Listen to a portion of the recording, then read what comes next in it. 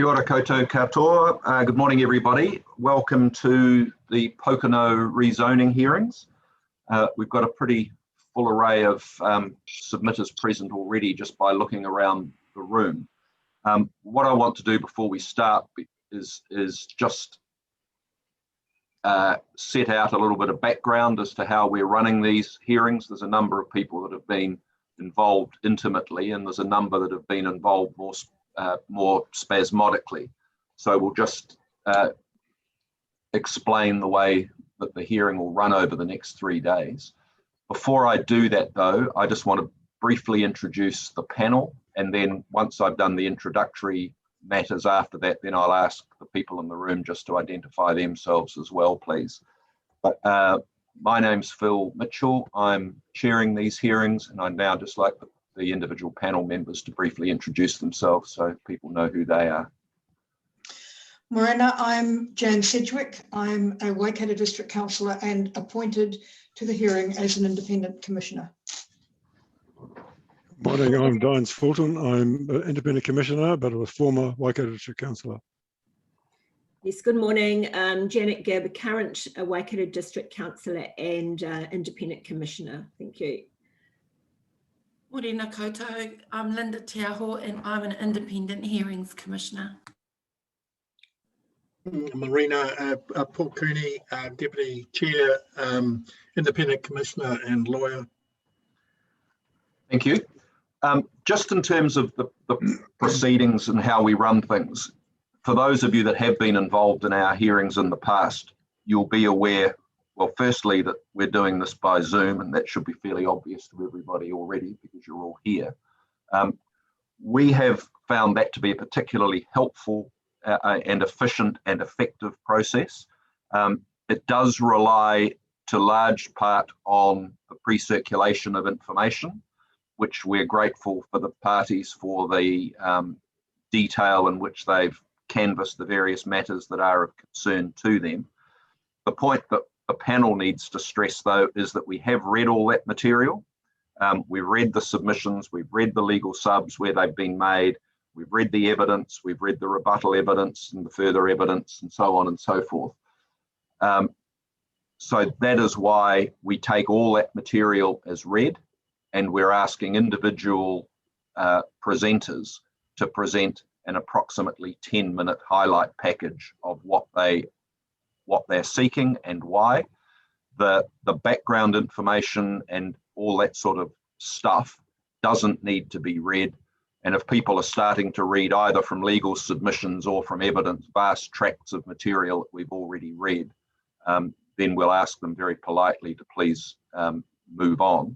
And we would ask people to really focus on what the key issues are, and more importantly, what it is they're wanting the panel to do in relation to those matters. I don't think there's very much more we need to say by way of introduction, other than that at the end of each person's presentation, the panel may ask questions of clarification, and we'll see how that goes. Other than that, I don't think there's anything we want to say of a preliminary nature, but if there's anything that any of the parties wish to raise with us when they do their introduction, if they could just raise that and we'll address that as we go through. And perhaps if we could start with the council support team and then we'll move on to the submitters. Thank you. Morena, I'm Sandra Kelly. I am the Senior Project Coordinator for the District Plan. Morning all, Fletcher Bell here. I'm District Plan Administrator and Hearings Coordinator for Council. Thanks. Morena koutou, I'm Carolyn Rett, supporting Council.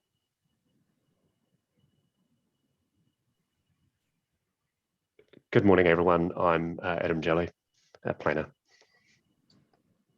I see Mr. Mead waving at us, but he's on mute, so we can't hear him. There we go. There you go. Thank you. Thank you. Good morning. Yes, welcome along. My name's David Mead. I'm the 42A reporting planner. So I'm a consultant to the council. Thanks, Mr. Mead. Morning, everybody. Jane McCartney and Taljid here from the Tuakau office, just observing. Thanks. Thanks, Ms. McCartney. I think that's the council team. So if the various submitters that are present, if they could please just briefly introduce themselves so that we know who's in the room, that would be appreciated, please. Good morning, my name's Georgina McPherson. I'm a Principal Planner at Foresight Consulting.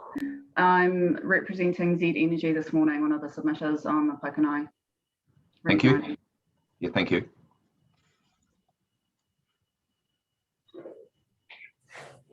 Bill Louthert here for Hines. I'm with Ms Mitchell, and we've got a team of our witnesses in the room as well. I'll introduce those as we go. Thank you, Mr Louthert. Good morning, it's Sue Simons here. I am here on behalf of Pokeno Village Holdings Limited. I've also got my team under the Barry Simons banner there as well. So, all right. Thanks, Ms Simons. Kia ora koutou, Lucy Rutherford, Resource Management Officer for Ngāti Tamoho. Kia ora. Kia ora, Ms Rutherford, welcome.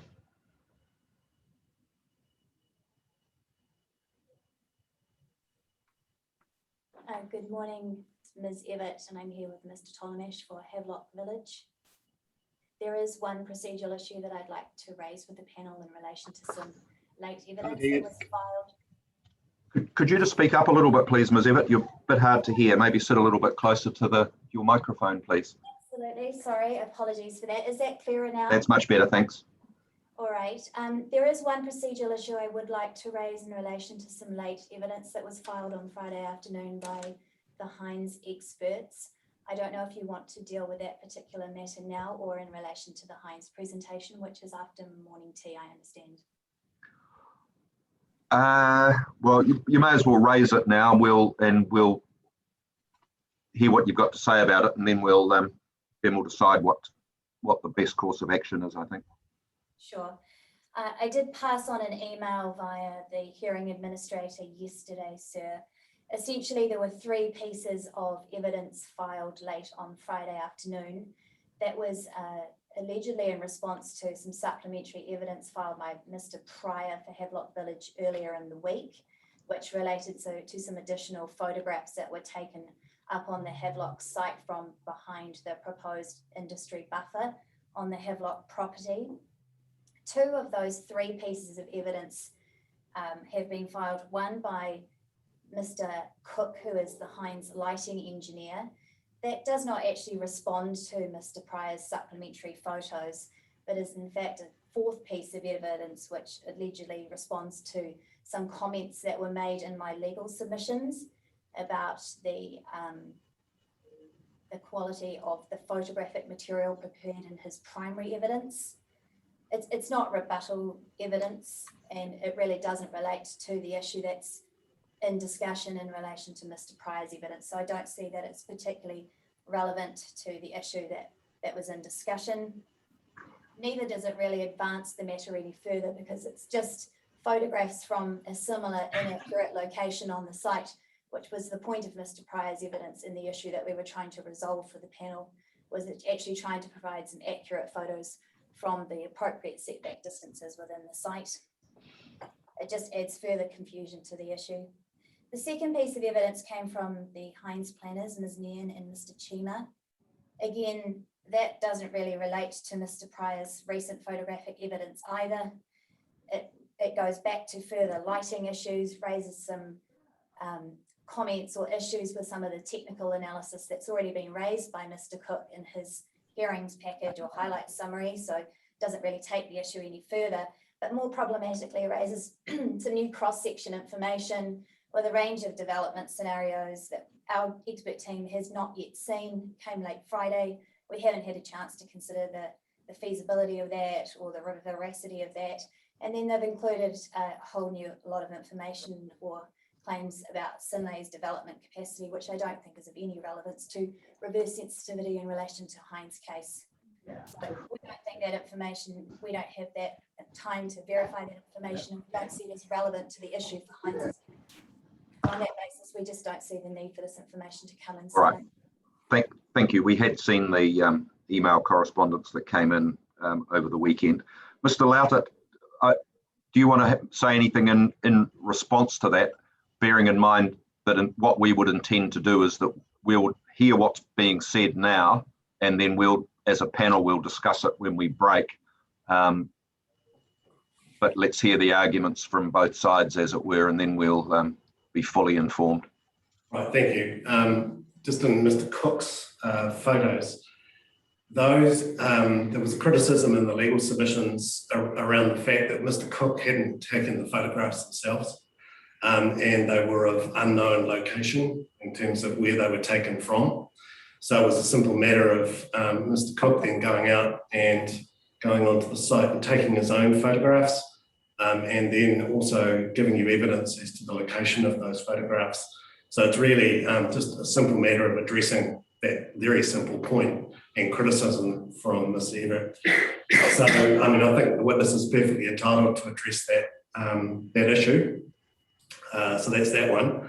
In terms of the cross sections that were produced, we did flag in our legal submissions and our evidence that would be responding to that evidence. We just didn't, in the 7 working days that we were given to rebut, we didn't have sufficient time to do that. But perhaps, I suppose, sitting back from all of this, and more importantly, this is an issue of whether you can see, and Mr. Pryor's evidence, the surveyor's evidence, everyone is addressing the issue of whether you can see the Hines land from HVL land and from the potential development land. And I suppose when I sit back from this, it's a pretty simple thing to resolve without the need for surveyors or anything else, by simply going to the site and observing that the fact that when you sit anywhere in the Hines site, obviously not behind buildings, but anywhere else, and in particular the land closest to HVL, you can see the developable land on HVL. And line of sight is the same. So if you're therefore up on HVL land, you can see back down to Hines. So we can spend a lot of time arguing about cross sections and development potential, but at the end of the day, the key point is that it is obvious you can see the land, whether you look up or down. And so that's really the issue, and the issue that the evidence is trying to address.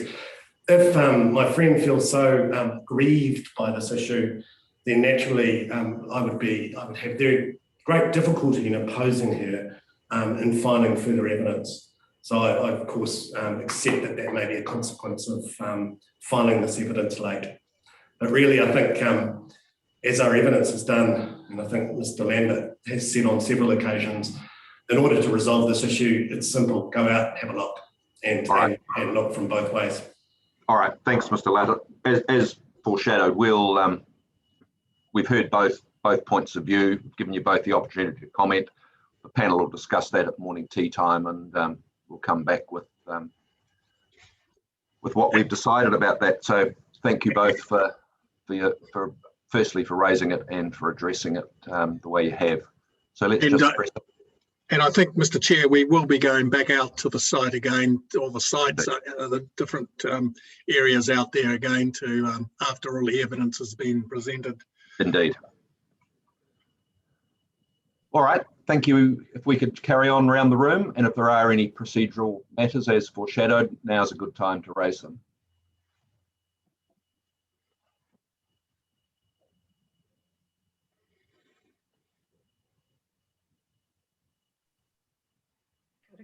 My name is Edith Tuimata. I'm the kaitiaki te tai ao kaitiaki mo Ngāti Tamoho. Kia ora. Kia ora. Kia ora tātou, Carl Flavel here from Ngāti Te. I'm the Environmental Heritage Manager. Kia ora. Kia ora, Mr. Flavel. Welcome.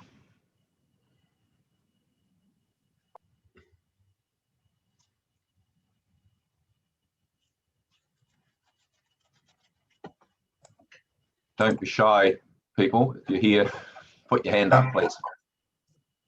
Kia ora, Peter Fuller, representing CSL Trust in Pokeno West. We're on tomorrow, but just listening in today. Thank you, Mr. Chair. And very good. Good Thank morning, you, panel. Thank you, Mr. Fuller.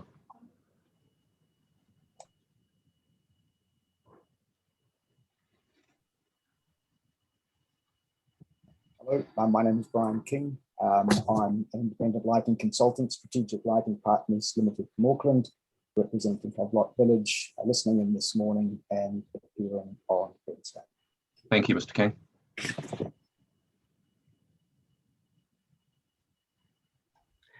Morning, my name's Andrew Curtis and I'm working with Havelock Village Limited. Thanks, Mr. Curtis. Good morning.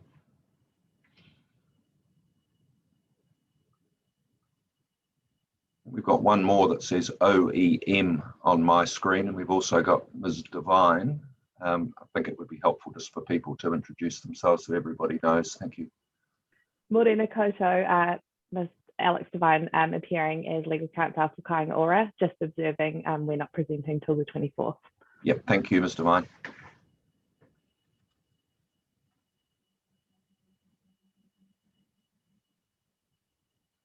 Do we know who OEM is? We're about to find out.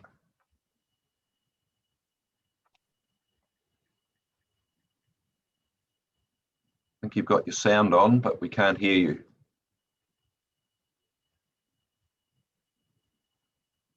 Good morning. Morning, Chairman. I can vaguely hear a voice in the background, but not such that I can actually hear what's being said. Oh, it's Bill Birch, Chairman. Oh, good morning. Good morning, Sir William. Sorry, I can hear you now, but only just. Oh, we're just observing the opening session. All right. We're representing Pokeno West and CSL. Yeah, thank you very much. All right, I think that's everybody. Everybody's already has observed that it's very helpful when you're not speaking to have your video and microphone turned off. That means you can still observe the proceedings, but you're not chewing up bandwidth and so forth while you're just listening. So if you wouldn't mind, when you're not presenting, if you could turn your video off, and if you could turn your sound off other than when you're presenting.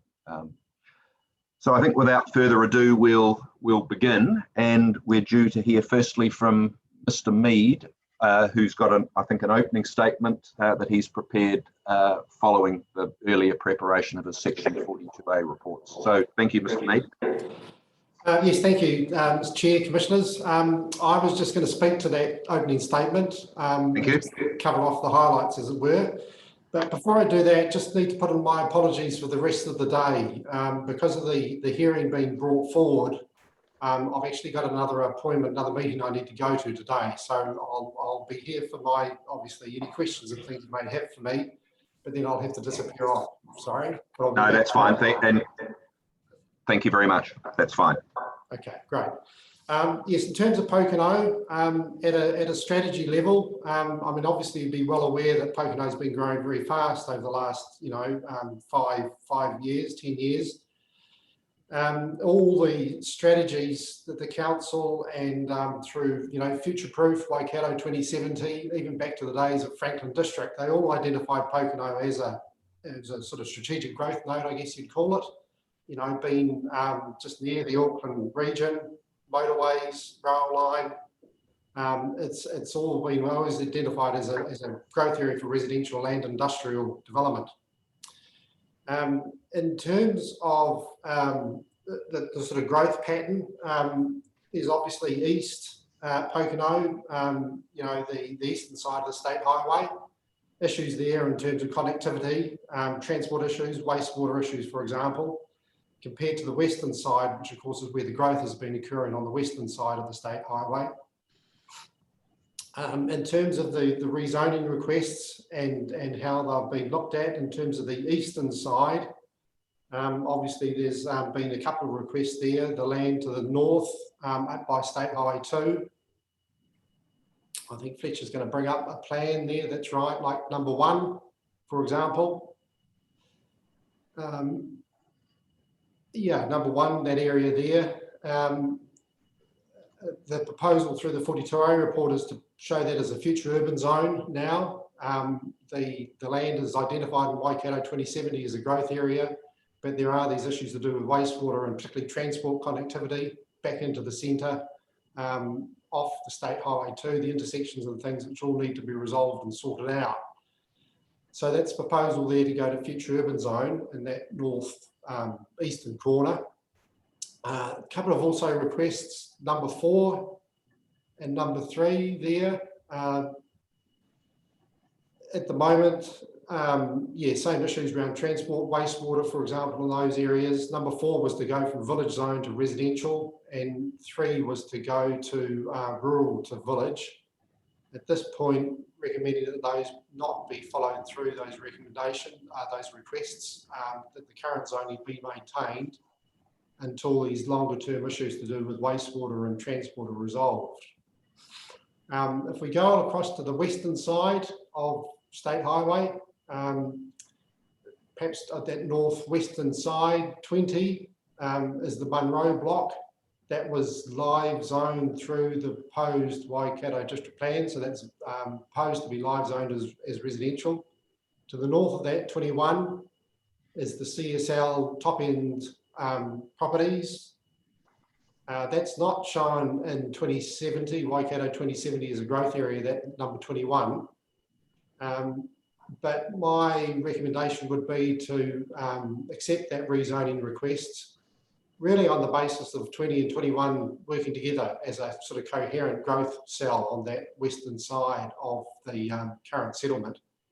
There's obviously going to be benefits in terms of infrastructure, stormwater, transport, those sort of things from 20 and 21 being able to work together and integrate. So it seems to me there's reason and sense to put in 21, at least the residential component of it. Yes, there are stormwater issues to be sorted out, but they seem to be resolvable and can be managed through the subdivision development process. With 21, there's also a proposal for some medium density housing and a neighbourhood centre, same with 20. Not adverse to that idea. In fact, I think it could be quite beneficial having a mix of density through that western fringe and those greenfield areas. The concern was applying a zoning at this point when the plans for those areas were still yet to be totally resolved, I guess, particularly in terms of transport connections, stormwater, open space areas, those sort of things. So I was a bit concerned about just taking forward the rezoning request, particularly around the medium density housing and the neighbourhood centre, and just putting that into the plan. It sort of feels like there's some more work to go on there to resolve those more sort of finer grained details. Obviously that would come through the subdivision process. And I mean, a further factor, of course, is both 20 and 21 were proposing neighbourhood centres. Seems to be logical, really. There's only one neighbourhood centre needed on that western side, not 2, for example. The other aspect of that 21, which is the CSL, is the proposal for some country living zoning to the running up the hill up to Ridge Road. Concern there around the sort of landscape impacts of that rezoning, and because it's a very sort of prominent ridge face below Ridge Road there on that northern side of the settlement, and the implications there, particularly around landscape, building platforms, access ways, new dwellings, lights at night time, all those sort of things. So the concern there was about that sort of incremental creep, I guess you might call it, of sort of development up that face towards Ridge Road. So the proposal, certainly my recommendation was to go with the residential zoning part of it on 21, but not the country living part, and not the medium density or neighbourhood centre side of things at this point. If we just shift down into the centre part of town, a couple of small areas to be rezoned business, number 13 and number 15 on the map there. They just seem logical sort of rezoning requests. 15 is beside the motorway on that on-ramp, north-facing on-ramp, was village zone, not an area you'd want residential development. So a business zone seems appropriate in that 15, and the 13 is just a small extension of what's there at the moment. By the looks of things, I think 13 looks like a sort of little contractor's yard or something. The proposal is just to make the business zoning fit with lot boundaries. That's it there, that's right, thanks Fletcher. And that's the other little pocket in between Great South Road and the State Highway. If we're just going down to the town centre,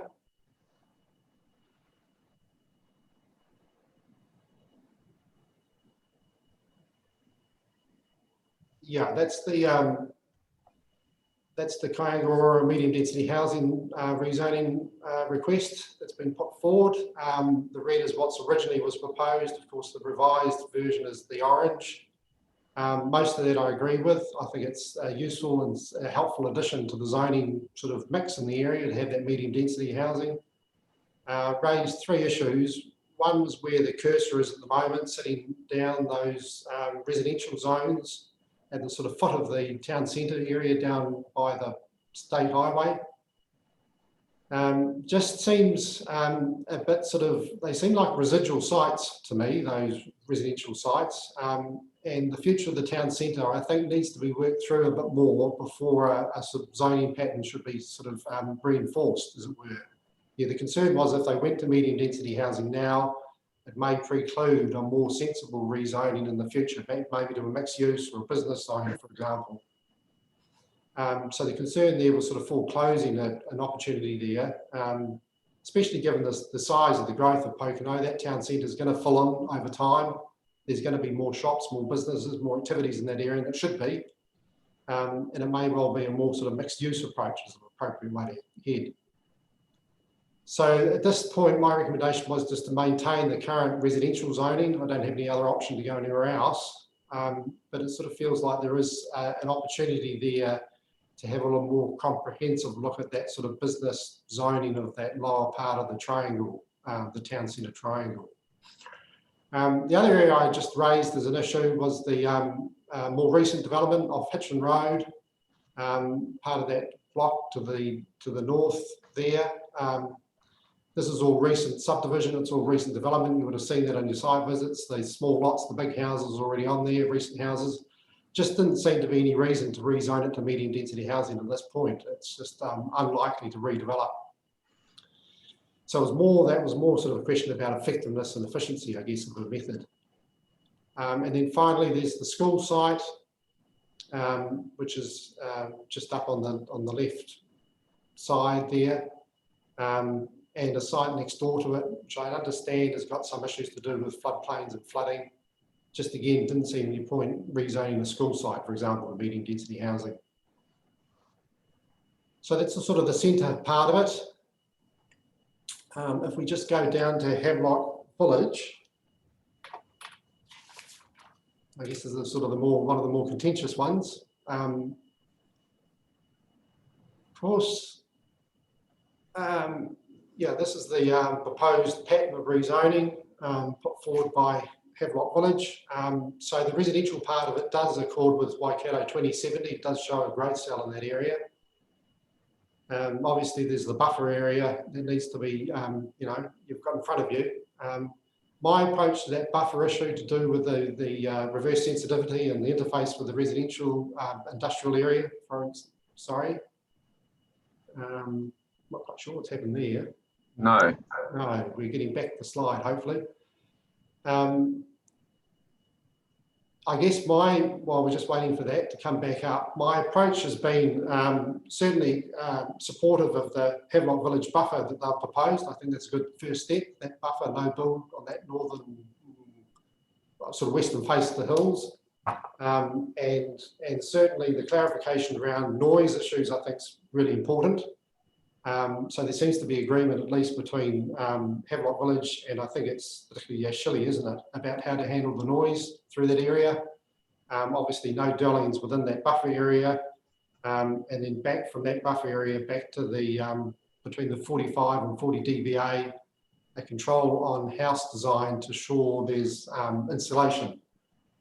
So I think certainly that's really important to get that noise issue sorted, because obviously that nighttime noise issue is a real, concern, and it is, I think, a reverse sensitivity effect that should be avoided. Other reverse sensitivity effects, and I guess they are more to do with micro amenity issues, perhaps odour, dust, perhaps a visual thing, perhaps, although I'm not so convinced about the visual side of things as being a reverse sensitivity effect. Feels to me that the approach should be there to minimise those effects rather than avoid them. And this is, I guess, where I brought in my thoughts about subdivision design, for example. Obviously, you've got to keep that buffer area, but once you're outside that buffer area, the land is very sort of up and down, quite a convoluted topographical pattern there.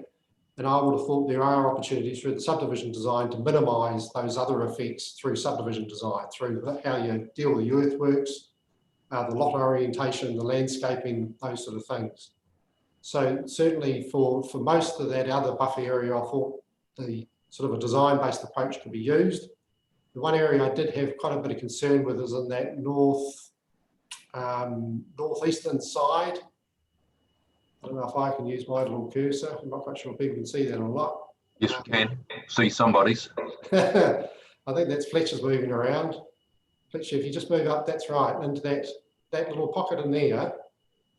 That's quite a broad east-facing ridge, and it does have direct line of sight over the Sidley side into the Pines site. And it feels like in that area it's been very hard to design a subdivision to minimise any sense of sort of interaction with the Hines site, just because of the lay of the land, and it's a very open, broad ridge. So the feeling was that the buffer area should be increased in that northeastern corner. Exactly what it should be, how big it should be, I think would require a bit more sort of investigation on site. But I noticed Mr. Lambert, I think, had identified an area there that she felt was appropriate. And I think probably something along those lines would be the way to go in that northeastern corner.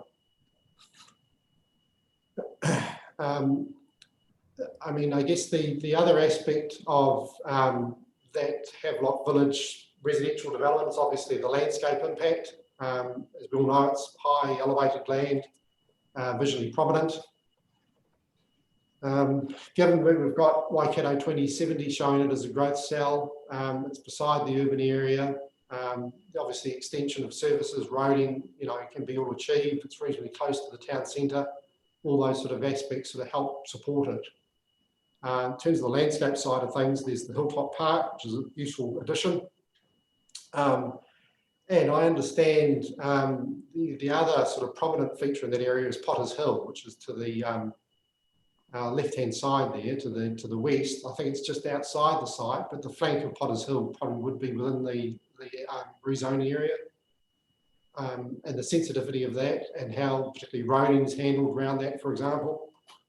Again, I don't know if you've got your cursor there, Fletcher, if you can see my cursor or not.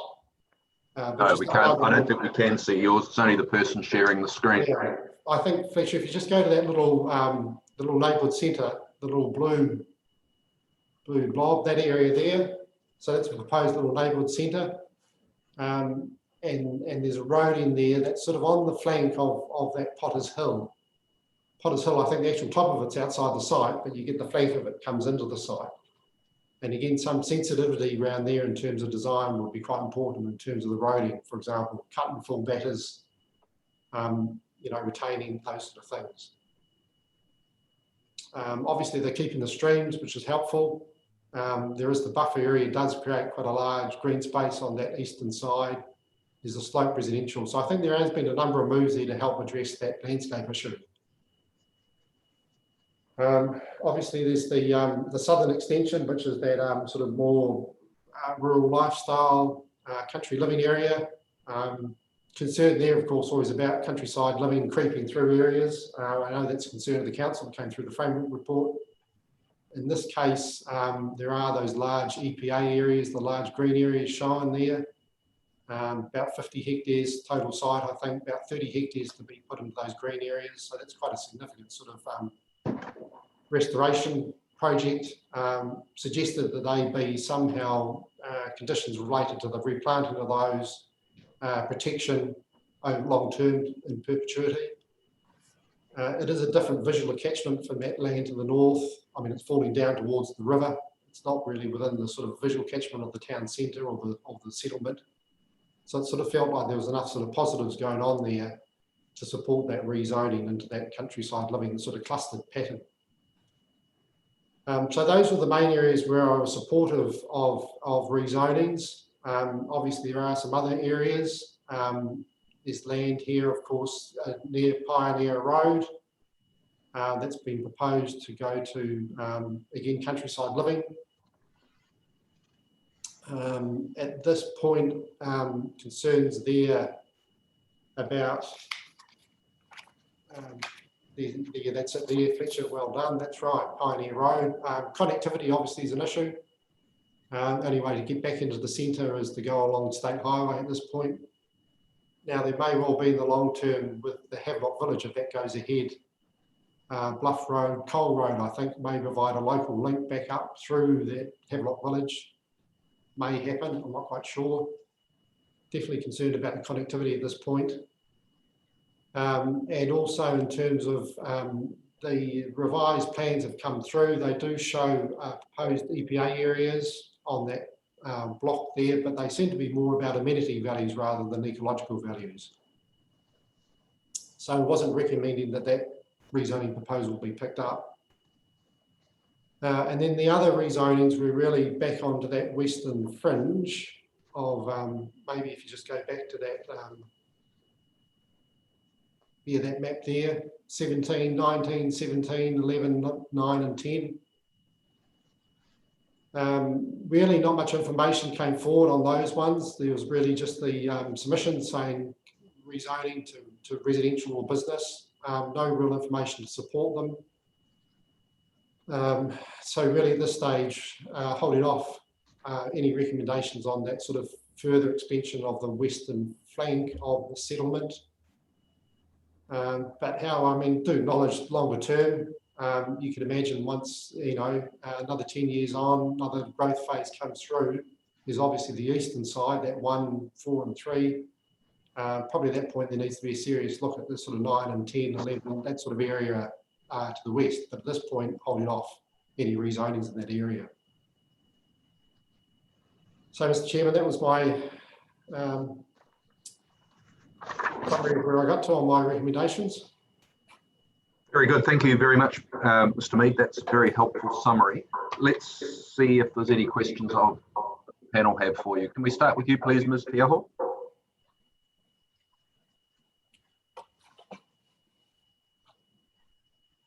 Kia ora. I just had one question, and that was around the issues that have been raised by Ngāti Tata and Ngāti Tamoho, and the concerns that you've highlighted in those bullet points in your opening statement. And just can you just let us know what your recommendations are in relation to, I know you say that they should talk, but what are your thoughts at this moment? Yeah, thank you. Look, I think the sort of in terms of there's limited information around archaeological records for the site, but there will obviously be you know, discovery processes and things like that put in place. There's been talk in the records, isn't there, about one of them being a signal station or some sort of site of significance, but exactly where, nobody's quite sure. And my understanding really is that we'll have to wait upon the sort of that sort of a first phase of subdivision, I guess, to understand about where that site might be, if it exists at all or not. And I understand from the Havelock Village people, they've indicated a willingness to look at if there is a site particularly identified in that area of the transmission hill, of that being able to be incorporated within the hillside, hilltop reserve. So I think that's part of the certainly the recommendation, but I guess at this point there's no sort of geographic area that could be added on to the hilltop reserve, for example. They will have to wait through to the subdivision development process to work that out. And then, as said, is I think the actual sort of cultural landscape issues. I think it is helpful that transmission hill has been identified as a reserve. There's proposals there to try to keep the housing down below the hill to give it a bit more sort of visual prominence, as it were, so it can be seen. And then, of course, with Potter's Hill, as I raised that, also being sort of a prominent tree in that area. And it's sort of sensitive design around the flank of that in terms of the site.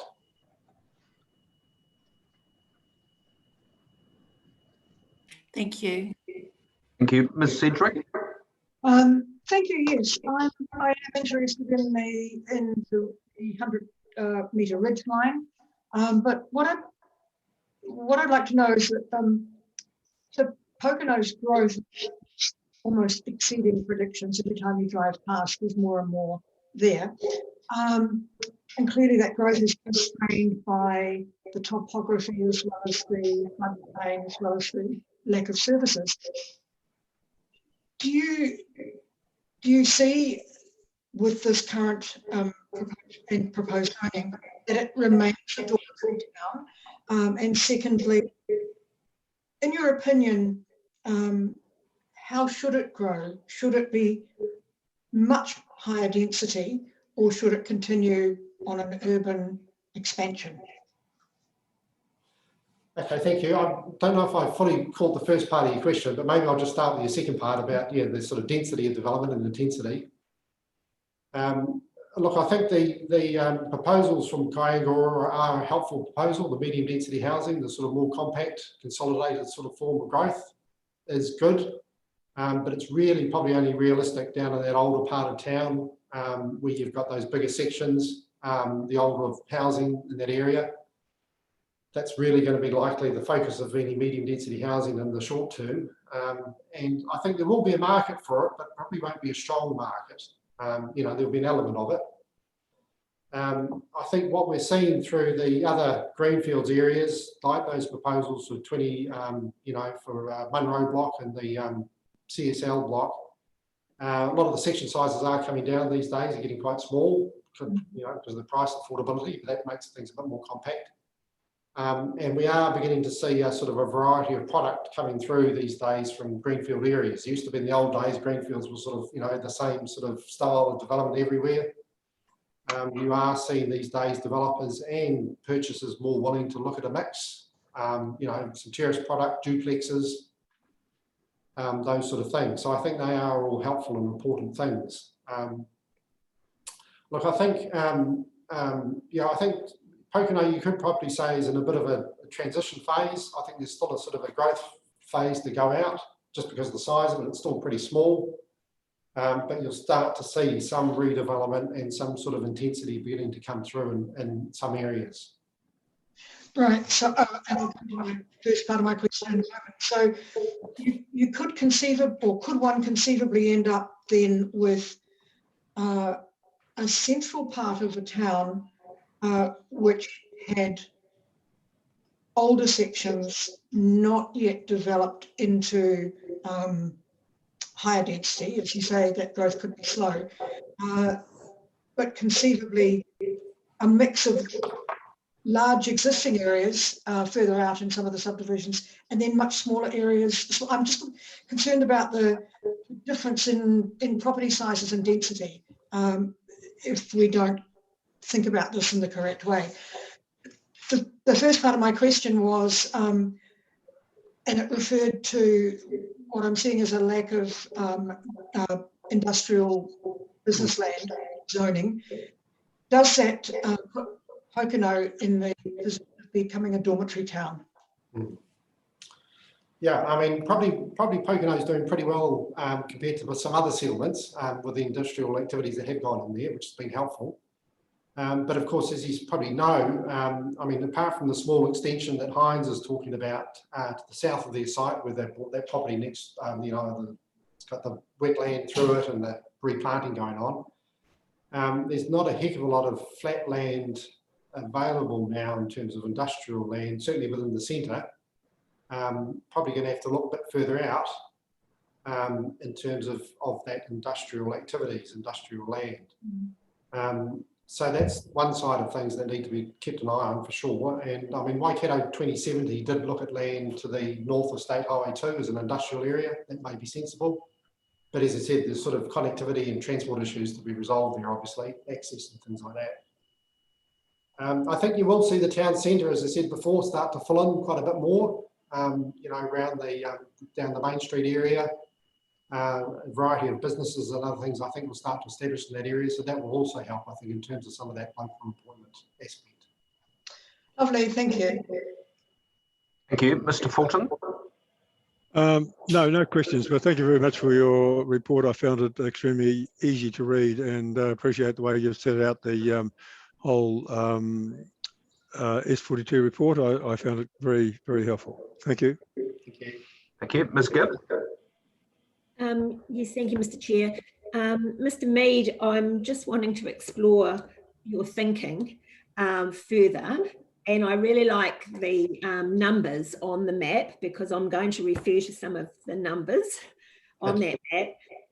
So Area 1, you've said you're recommending future urban zone, and that's pretty much because of the wastewater and transport issues which need to be resolved.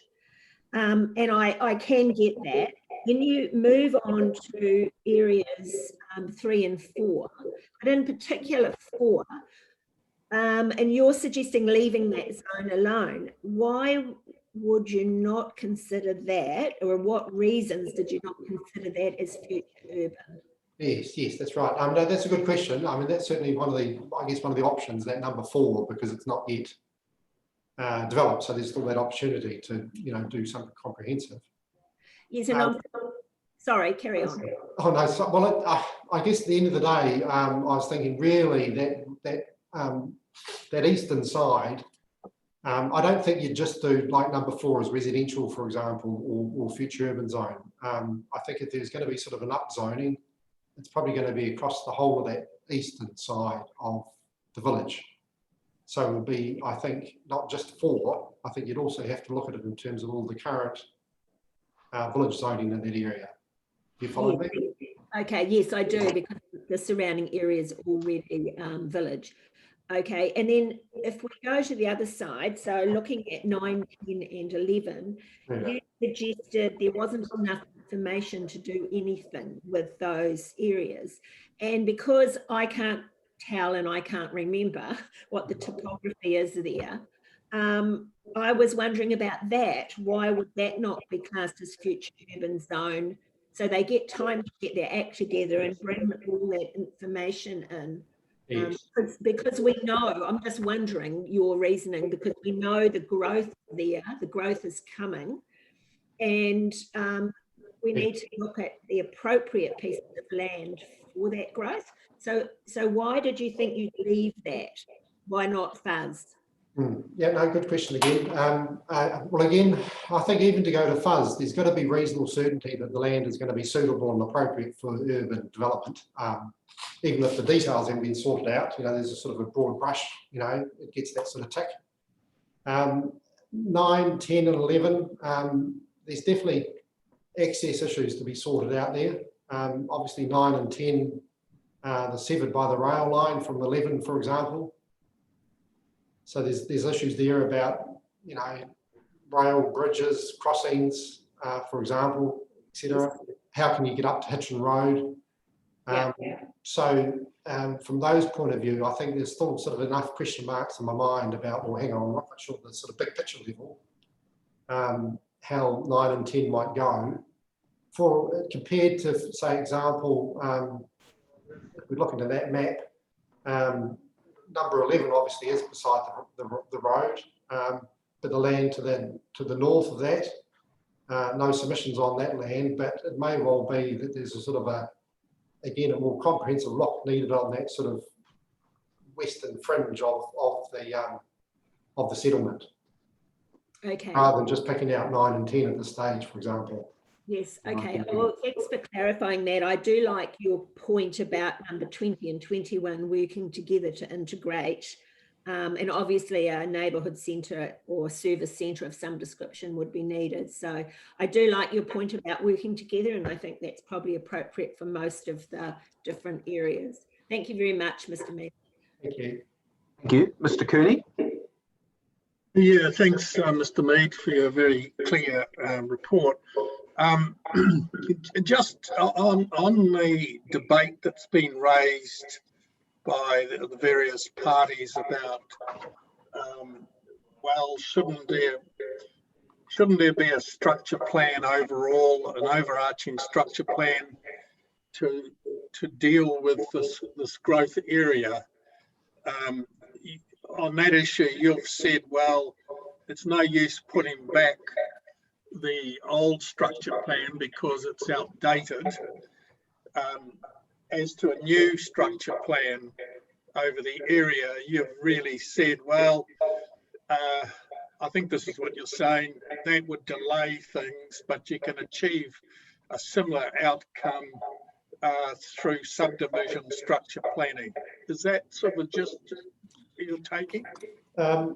Pretty much, yes. I mean, I think the Pokeno structure plan that was put in the put through by the old Franklin District Council was a good first, it was a good plan, but it sort of reached its life expectancy, as it were, because of growth is now sort of, the areas that are identified for growth have now been developed. I think when I looked at the information that did come in around 20 and 21, I mean, they have done quite a bit of work on sort of structure planning for their sites. And okay, I've got questions about the neighbourhood centre, the medium density housing, for example, but it seemed to be enough within those two sites to say that a reasonable amount of thought had gone into how they might be developed and how they might connect into the centre, back into the township, for example. So in those areas, I don't see the need to wait for another sort of structure plan because, you'd probably just recreate what they've already prepared and put forward through their submission. And the same with Havelock Village, and again, their master planning. So it appeared to me that, at the sort of macro level, there's sufficient sort of investigations that had gone on through that Munro block, the western side, Havelock Village, to get a fair handle on the sort of urban pattern that would come forward and the connectivity and the infrastructure issues and things like that. And those could be, as you said, picked up and worked through the subdivision and development process. There was no need to hold back those areas from rezoning. I've got to say, I mean, I don't disagree with the idea of some sort of structure planning. I'm in favour of that, of course, like most planners, and I think it's a good idea. But I think what we're talking about, certainly what I would feel would be that, there is another phase of structure planning that needs to go on, but it's sort of like it's the next phase of development beyond what the proposed plan may bring forward. It's sort of the next, it's the next 20 years growth. How do you, with a subdivision structure plan approach, how do you actually link that approach with the wider structure plan provisions to achieve an integration of development? How do you do that? Yes, well, I think in precinct plans, some sort of master plan for the particular site becomes quite important, of course, at that point. But I think they should be incorporated into the district plan. And then, of course, obviously, subdivision in accordance with that precinct or master plan for the site then is picked up through the consent process. So I think there needs to be a mechanism within the plan, and I think there is a sort of one emerging through the process of precinct plans being incorporated into the district plan for particular sites. And then, of course, a mechanism through the subdivision development rules and provisions, which links you back to the development in accordance with those precinct plans or master plans. So at the moment, do you think it needs a bit more work on those subdivision provisions there that sort of deal with the integration of development with the wider area? Do they need more work on them? Without having the chance to sort of really drill into the detail, certainly experience would be that yes, there is a sort of important linkages there that need to be sort of put within the plan to ensure that you do get that sort of look beyond the site, particularly around transport, stormwater, obviously. Yeah. Particularly issue around stormwater, isn't it? Where it's a sort of a catchment-wide thing that needs to go on. Just on that stormwater issue there, one of the issues that seems to have been raised is the potential for stormwater in the Pokeno West development areas to descend down onto the flatter areas, which are the playing fields down below. Did you look at that issue closely? I reviewed the evidence that came forward through the submission process and had a look at the issues that have been raised. I understand from the council talking within some sort of updated catchment management plan is going to be prepared. That particularly focuses on those sort of hydrological, flooding, stormwater management type issues, the sort of quantity of stormwater and how it's dealt with. And reading through the evidence, certainly my feeling was that there's got to be some sort of on-site attenuation of stormwater flows in that upper western part of the site.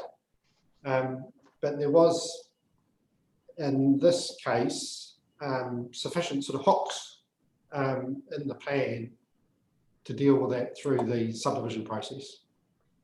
So you're satisfied that that issue can be addressed through stormwater ponds higher up in the catchment? Well, yeah, exactly what they are, whether the detention basins or wetlands or ponds or, some other form of detention, I guess will have to be worked through. But certainly my reading of the evidence was there was sufficient sort of certainty around the scope of the bigger picture to say that this could be managed through the development process. Yeah. Okay.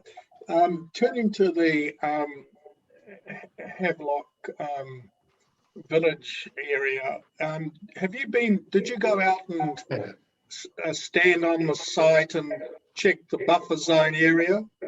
Yes, we did. We had a useful site visit last week, so that was organised through Havelock Village, and I went out and along with Heinz planners too, so we all walked along the site. The buffer area had been pegged out, so we got a sense of where that was on the land, and it was really through that. Prior to that, I'd sort of been concerned about that northeastern face we pointed out on the maps, with the little cursor. When I went out there on site, it did sort of reinforce to me that that is a sort of a very open, as I said, broad ridge on that northeastern side, which is sort of directly got an aspect towards the east and the industrial land. Felt quite different from the bulk of the rest of the site, where it's more, there's a stream valley, for example. The land's got a different aspect as you go along that buffer towards the north. So yes, it did sort of give me a good appreciation of that relationship between the development site and the Heinz land.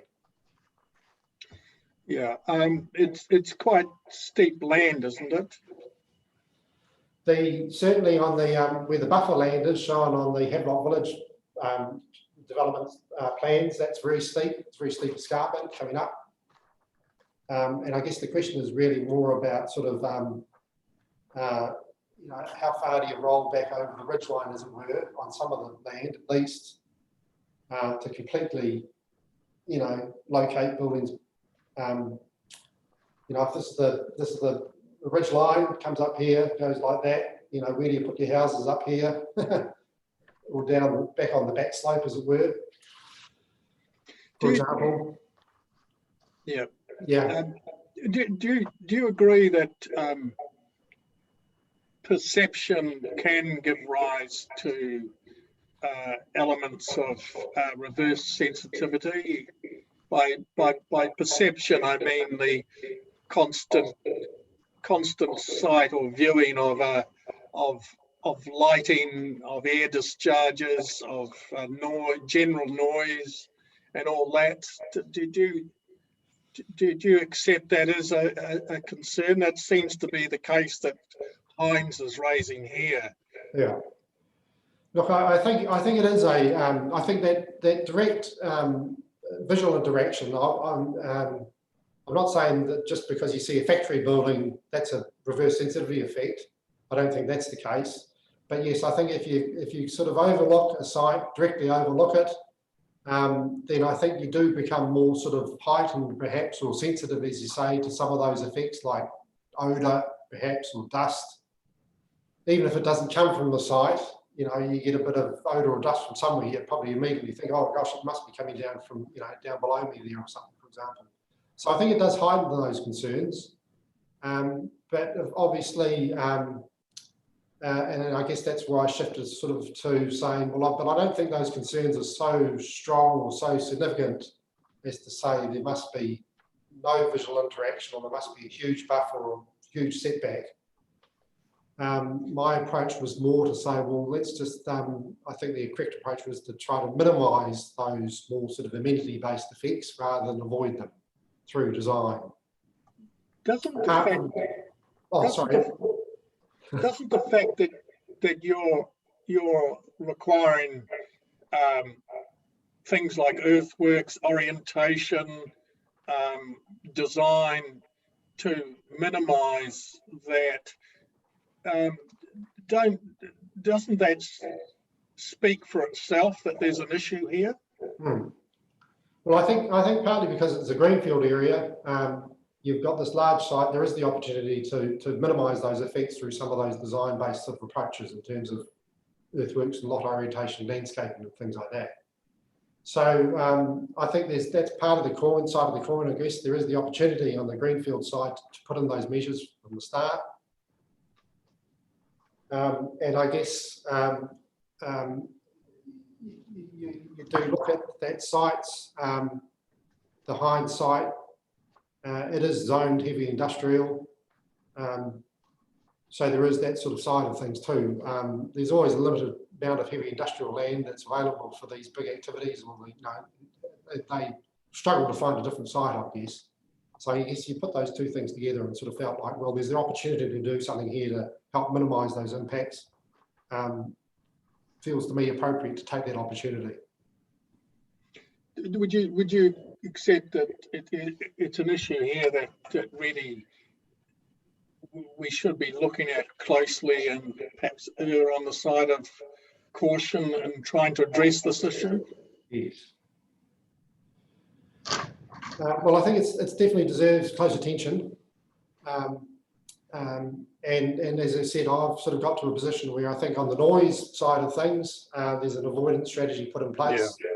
And I think that's sensible and useful because that really is the night time, that really would upset people. On these other issues, as I said, I think there's reasonable steps that could be taken to help minimise those other sort of effects through the subdivision design. Apart from that northeastern broad ridge, which I was talking about, where I think it's very hard to actually put in some of those sort of orientation lot design sort of features. How, if we accept that buffer zone where it is, how do we give full legal protection to prevent further development on it in the future? Yes.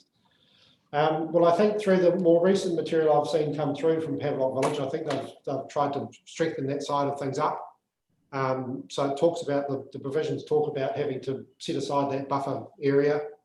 I think further development within it is non-compliant. I mean, could be prohibited, of course, for example, no dwellings within that buffer prohibited, for example. And I think there's reference to some sort of suitable legal mechanism to make sure that the land doesn't get subdivided, for example. Yeah. Okay, just turning to the NPS UD, do you accept the position that we're not obliged to provide capacity for each particular area in the district? Have you it's an overall consideration of the district as a whole. Have you looked at that issue? Look, it's something I haven't turned my mind to in relation to the Waikato district area. So no, I haven't looked at the specifics of it. I mean, it has come up in other areas that I've worked on, same sort of issue. I mean, I would have thought though, given growth of Pokeno and its clear sort of growth, pressures it's been under and the growth that it's experienced. And I think there is reference in the NPS UD to sort of markets and sub-markets. That I think, there is a bit of a danger of sort of taking a sort of a region-wide or a district-wide approach and saying, well, there's lots of capacity over here, not much over here. Okay, people want to live over here, but the capacity is over there. We don't need to worry about that. I think that's probably a bit too sort of blunt. Yeah. So I think you do sort of have to break it down. Yeah, it's a practical application of it, isn't it? Yes, that's right. Yeah. But do you accept it's not a precise calculation? That you've got to get it exactly right meet demand and that type of thing? Because I think there's been quite a few figures floated around. Yes, there is. Yeah, that's right. You need to get it down to the last sort of person. No, I wouldn't have thought so. No, and I don't think it goes to that level of detail. But I think you've got to have in your mind, of course, a reasonable idea of what the. I mean, demand is always hard to work out, isn't it? Because the future is uncertain. But what's a reasonable sort of assumption of demand? Our capacity, where is it? Sort of, it's hovering around that point. I think we probably feel, well, that's probably pretty reasonable. So it's a broad approach, isn't it? Well, I would have thought you'd have to, yes, because the amount of assumptions that go into these things. Yeah. Okay. No, thanks very much. Thanks very much, Mr. Mead. Thank you. Just one question from me, Mr. Mead, please. And you've sort of answered it, but I just want to ask, the question quite pointedly, really, quite directly. And it relates to the question of structure planning rather than relying on subdivision consents at a later date. How do you, absent a structure plan, how do you ensure that you get the balance right of making this town sort of self-contained to the extent that it's desirable to do that? And I think it was the question that Ms. Sedgwick asked, rather than becoming, heaps of houses, but not enough jobs, or heaps of houses, not enough servicing for them, and so on and so forth. How do you, I understand you can look at the growth in terms of residential numbers and so forth and make some, well-informed projections based on that. But has that same exercise been done here in terms of managing residential capacity to business capacity to industrial capacity, etc.? And how do we confront that issue? Yes, that's right. Look, I think there's a couple of responses in there. I think first up, as I said, are the rezoning proposals. I mean, the rezoning mostly are about residential, of course, because that's where the demand often is, isn't it? That's right. But I guess is any of those residential rezonings really foreclosing any obvious sort of expansion of a business area or a new industrial area or whatever it might be?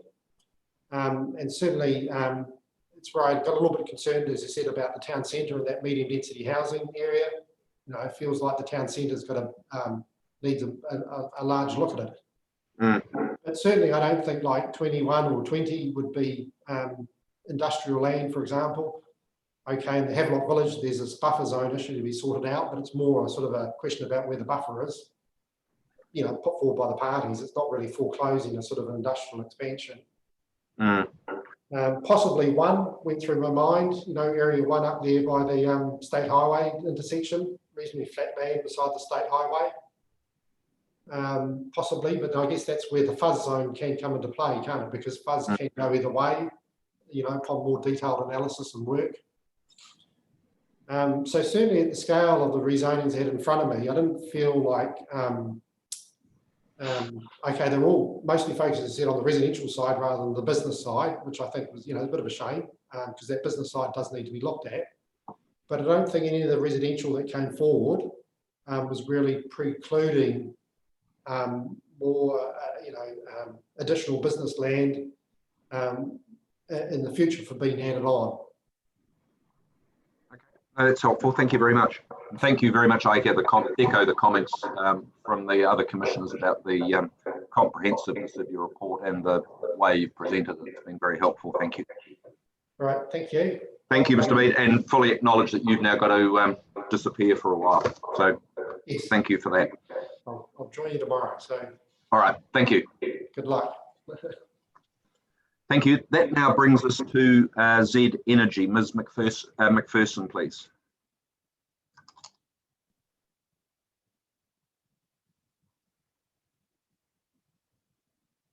Good morning. Can you hear me?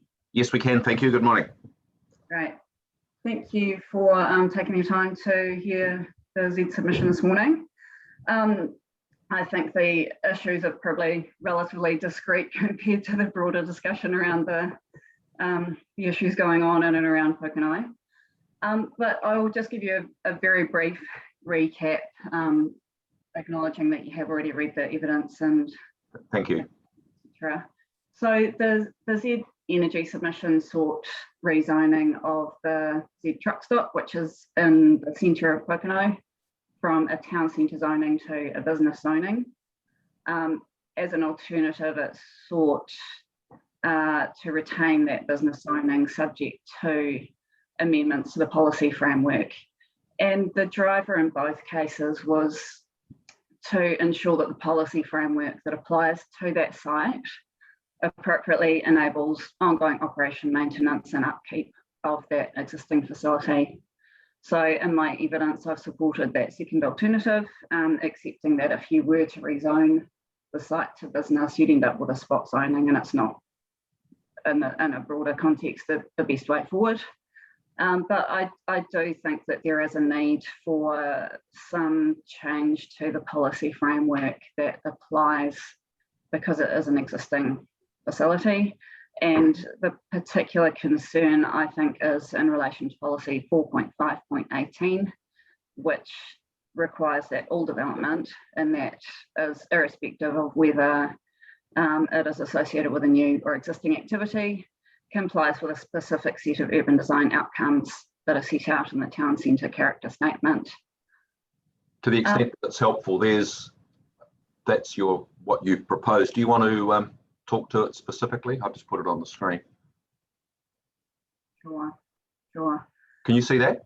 I can see that. Is that big enough? I don't know if it's helpful. It's there if you wish to refer to it. Yeah, that's right. Just slightly larger, if you can. Thank you. It goes over the page, so we're going to have to do it in 2 hops, I think. Right. So I think the concerns for the policy are that trucks have quite specific functional and operational requirements, and they're never going to be able to comply with the specific requirements that are set out in this policy, and that particularly includes discouraging vehicles from crossing a footpath, location of buildings and structures up to the front property boundary, and the need to provide a veranda over the footpath. As you'll be aware, this recommendation in the section 42A report is to reject that submission, and instead there's a suggestion that Z should rely on a resource consent process if they do have a desire to redevelop their site and to address site-specific design issues in that way. My concern with that, though, is that there are always going to be some inherent difficulties with an effects-based argument for a truck stop in this location, with the ongoing changes to Pokeno and the shift towards more of a town centre servicing an urban population, which is quite different to the historic nature and the way that Pokeno has grown up, where it's been much more of a service centre for a rural environment. There's really no way through this policy for a redevelopment of any sort on this service station site.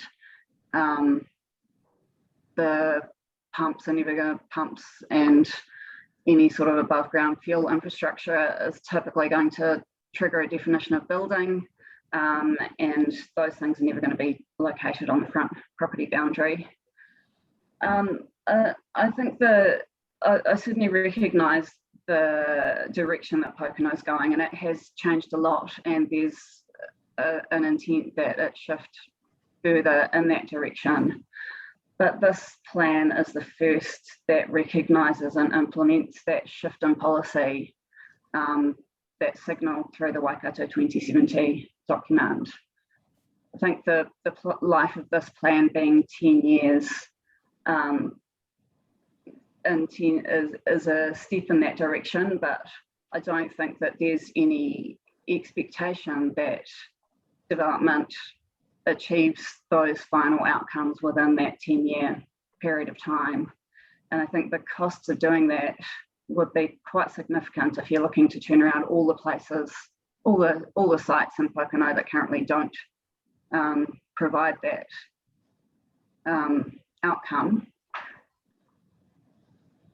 to require their redevelopment. And I think that is inconsistent with the Section 5 directive, that development should be managed in a way or at a rate. There's nothing in there that requires that new development occur within that next 10-year period.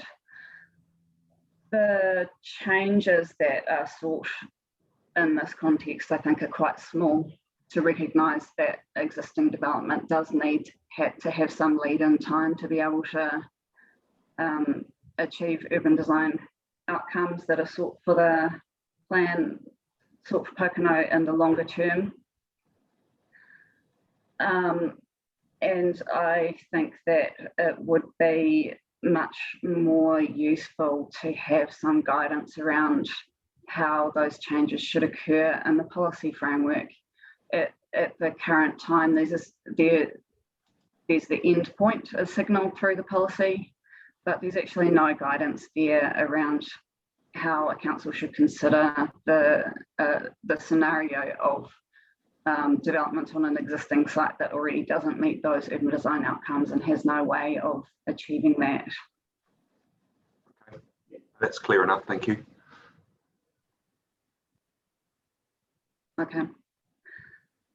So there is just one other point I think is worth drawing to your attention, is that in Mr. Mead's Section 42 report, he points out that the report on the business town centre zone hearings the Section 42 report for that town centre zone does recommend a change to the activity status for verandas to restricted discretionary activity.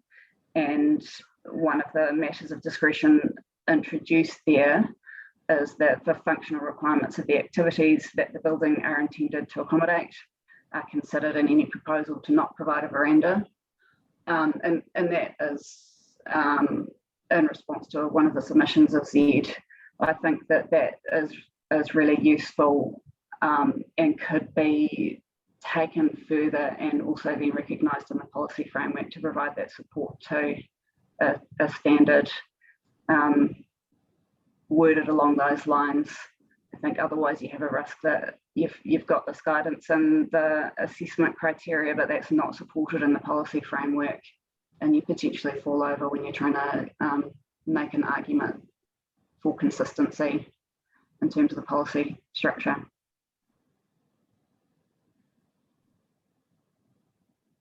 Okay, that's very clear, thank you. Let's see if there's any questions for you. Let's start with you, Ms. Sedgwick, please.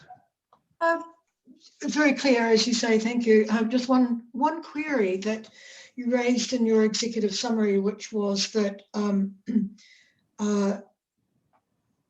it would enable Zed and the community to, enable Zed and the community to provide for economic wellbeing. And I'm kind of would like your opinion on what contribution does the truck stop make to the economic well-being of Pokeno, please? Sure. The truck stop's been there for 30 years. It's a well-established part of the town centre as it is currently. It provides quite a bit of parking for drivers to stop off and go and use the other services in the town centre as well. And I think that it is quite significant and that it's really kept the those drivers coming through Pokeno in that time when there was a shift of the state highway that took a lot of traffic out of coming through Pokeno, and it's historically provided quite a lot of support to the town centre. Yeah, I'm not saying if at some point and it may be a matter of when that truck stop exits the site, it can be reused for another facility, but at the current time it is something that does provide that support. Thank you. Thank you. Ms. Gibb? Yes, just one thought. So Ms. McPherson, you said a lead-in time for existing development or people, businesses to comply. I'm just wondering what sort of timing would a lead-in time be in your mind? I think it's potentially something that would come around in the next district plan, that you might have a scenario where there isn't quite that same recognition of existing development not being able to quite achieve those urban design outcomes. I think the concern at this point is that this is the first document that's now setting a very high standard, and that those existing developments aren't going to be able to achieve that, even to continue to operate and maintain themselves. Truck stop and service station type facilities do need upgrade from time to time to keep the facilities in good operating condition, and you'd likely get a better outcome in terms of effects from things like traffic movements, or the appearance of specific facilities. So I would suggest that it may be a more appropriate approach for the next version of the district plan to adopt a policy framework that doesn't provide quite that same level of interim recognition. Okay, thank you. Thank you. Mr. Fulton? Just a question on, has Z Energy had a look at alternative sites around Pokeno? And I mean, obviously from what you're saying, you're looking for the next 10-year plan, not this one to, before this, you don't seem to have any indication that they are looking for alternative sites and releasing that site available to the township. I'm not aware of that at this point in time. It is a difficulty that Z has, and there was some reference in your discussions earlier to the difficulty that industrial sites have to find suitable locations. Truck stops and service stations need to be on main traffic thoroughfares, and then getting the mix of zoning and surrounding activities right can be quite a challenge. I don't know what their timing is on looking for an alternative site for this one specifically, but I would hazard a guess that it might be something they would like to see a bit more, have a bit more certainty of where some of the zonings in the plan are going before they make a decision to get some of those various parameters right. You did say that most of these sites, there's a renewal phase in them to make them compliant and so on. They've been there 30 years. There doesn't appear to have been a great advancement in their facility there. Are they still going to be complying in the next 10 years? I mean, it's with what's required for those sort of outlets? You know, what I'm saying is, I think realistically, we would all think that somewhere along the line that have to either upgrade or relocate. That's correct. There is actually a consent application with council for consideration at the moment, looking at making some of those minor upgrades to the site, and that looks. It's been sitting with a colleague of mine. My understanding is that some of the key drivers for that are the increases in traffic coming through Pokeno have resulted in quite a bit of congestion on that site. So they're looking to alter the layout to allow more trucks to come in and sit on the site rather than queuing out or waiting on the road, which they don't tend to do. They then just move on to another site. So yes, with an application like that, should that be successful, they would expect to be able to operate within the required standards for that 10-year period of time. Okay, thank you. Thank you. Ms. Tiaho? I don't have any questions, but I do understand the predicament that you're in. Thank you. Mr. Cooney? No, thank you. No, and I don't have any questions either. I think the issue's well articulated. We've just got to figure out what to do with it based on the information that's in front of us. So thank you very much, Ms. McPherson. Thank you very much for that. Which brings us to Ngāti Tiata. Mr. Flavel, please.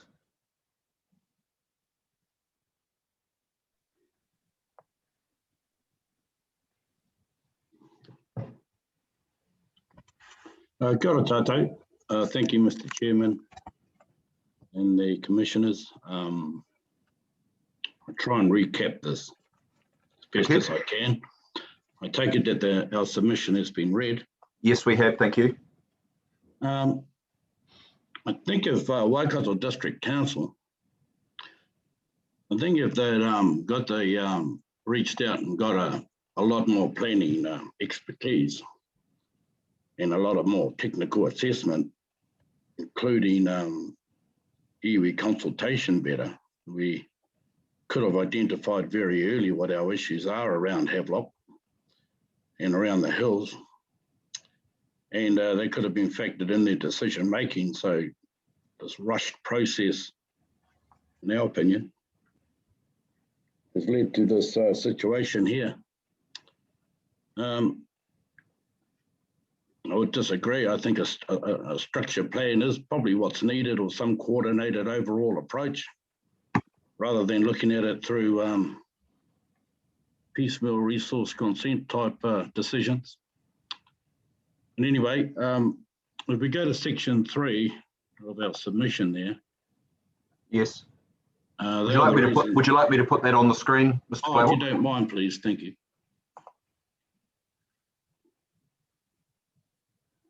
I've got your statement of evidence rather than your original submission. Is that what you're referring to? Yes, thank you. Yep, great. Thank you. There you go. Those are our, we oppose the Havelock Village plan change. Not opposed to the growth and expansion of Pokeno, but not up there. That's the most inappropriate place to put anything. To go up there on that Havelock Village footprint is to open up a Pandora's box of problems. Issues, not just cultural ones, visuals. You're coming over the Bombays, you're just going to see houses spilling over into the hills. You'll see them dotted in along there. That's not a good legacy to leave. That's not even a good planning decision. You're going to have transport problems, wastewater capacity, water supply, stormwater modelling to go on there. There's a whole host of things. It's too steep. It's not the right land. There are plenty of other options in Pokeno to look at out west. We look at the west, east. It's there's already accommodation being built as we speak that can accommodate future capacity. So when we first met the Tata Valley people, it was Joel and Carl and them, and we looked at that tourism project there. That was, I don't know, 2 years ago.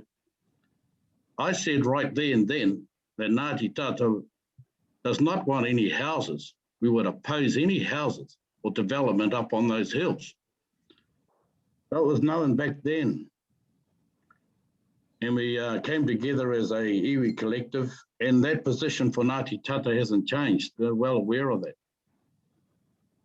In fact, the recent resource consent application that came through from Waikato Council to put the road up through right through the hills there, up onto over to Tata Valley and up onto the Havelock development. We opposed that. But that private road they want to put in there, big scar in the landscape, huge earthworks, the volumes. So we had numerous hui and meetings. We tried to look for common ground and understanding. And at the end of the day, we just can't do it. There's too much of a compromise on our cultural integrity. There's too much. There's a lot of unknowns there, uncertainties. The cultural management plan hasn't been completed. That what they call Transmission Hill and the hills alongside it are part of Fioro signal paths. Fioro, cousin to Kingi Tawhio. Even before that era, those hills were populated, pre-European times. And I'm glad that Tamoho is speaking after me, because there's someone in there that can give you the details of what those are, those taonga are. So it's an inappropriate place to put development. It's rushed. We kind of feel, when we spoke with the Tata Valley people, suddenly Havelock Village housing proposals on the radar. I don't know, we kind of feel conned, I do. And again, just to reiterate, there are other options, there are other places to go to for development in Pokeno. You don't have to put them all on the ridge lines and up on the hills and leave a terrible legacy for Pokeno. You want to retain it. It's like a bowl. You want to retain it and still keep that rural feel around the ridge lines up on the hills. It's important that those paths can speak to each other. That's important for our people. And we made it known when we went through Plan Change 25, Franklin District Council. We made it known then, even during that plan change, we weren't exactly happy with that, but we worked some issues through. But what we were adamant about is to leave the ridge lines and the hills alone. Contain that development so that that backdrop is left alone. Bear with me for a minute, please. So, sorry, what was that? What was that, Mr. Flavel? Sorry, you said what? Something about wait a minute, please. What was that? Sorry. I was just talking to myself. Oh. I'm just going through this document here. Sorry about that. Okay, no, that's okay. So, yeah, and now to conclude, further, there'll be destruction of these sites, of that landscape, of that cultural landscape. That's one thing. There's a whole lot of uncertainties. Those things I've outlined. There's unfinished work that has started. I'm talking about this cultural management plan and the cultural map that was currently underway and hasn't been completed. There's this promise of returning the Ngahere, the forest, the covenanted bush blocks in areas back to iwi. We haven't seen anything in detail. There's no substance around what that may look like. And regardless of that, we just can't go there. Havelock, the Havelock footprint, that is not the place to put any development. Kia ora, I'll leave it there. Thank you very much, Mr. Flavel. Let's see if there's any questions for you. Oh, just before we do that, I'll take this off the screen. Is Ms. Tuimata still with us? Is there anything that she wants to add to that, or that you want her to add to that? I'm not sure who's. Edith, are you there? No, she's tied. Oh, no, she's there. She is. Oh. Koutou. As you know, my name is Edith Tuimata, and I've been doing a large amount of work on this particular project. Sort of been with them since conception. It's about 5 years worth of working through concept designs, the different applications that are coming through for the resort side of it. So I just wanted to say that the cultural management plan was around the resort side of it, on the down by the river and everything like that. But this recent application for the Havelock North Village side of it has it's only sprung up recently, in the last few years sort of thing, and it wasn't talked about, in the last 5 years, only in the last 2 or 3 years. So it was a surprise to us. I just wanted to talk about a couple of points that were made today. Obviously, you read Ngāti Tamoho's submission and everything like that. On this side of water care, where the Tata Valley project sort of starts, there's many cultural features and aspects from that side all the way up to the top of the hill down to the Whangamarino. I know in environmental courts we don't think about the cultural landscape the way that we do, but it's an interconnected landscape. From that side of Tata Valley, there's 2 past sites called Wairere, and the other one is Puaone. And then up the top of the transmission hill, you also have Fioro's Pa up there, Fioro's signal station. When you're looking down into the river, there's a number of cultural sites along the river there that we feel is all connected together. When we come to presentations like this, or we come to these hearings and everything like that, we realize that the cultural landscape and the cultural aspect is a bit thin on the ground whenever we've got to talk about things like that. So the thing that hasn't really been taken into account as far as the Havelock Village North thing is that when they put the when they proposed the accessway, and the accessway was deemed to be, when I walked it, and I walked it very many times, is on the traditional arahekoi that joins up all the cultural landscape up onto the hill, around to the flanks and down to the river and that as well. We call it a cultural landscape because there's living areas, there's gardening areas, there's places where there were burial areas, there's water sources, there's a whole context of cultural landscape stuff there that never actually gets taken into account. So the archaeological report states that this area is of low archaeological value. It has high cultural value to our people. We work on the coalface of development in Auckland all the time, and we're finding it harder and harder to protect and preserve the ridge lines throughout these particular areas. It's not easy for us to go out there every day within the resource consent process and have to facilitate this. Waikato 50 he puaone tia on it. Potter's Hill has sensitivity on it.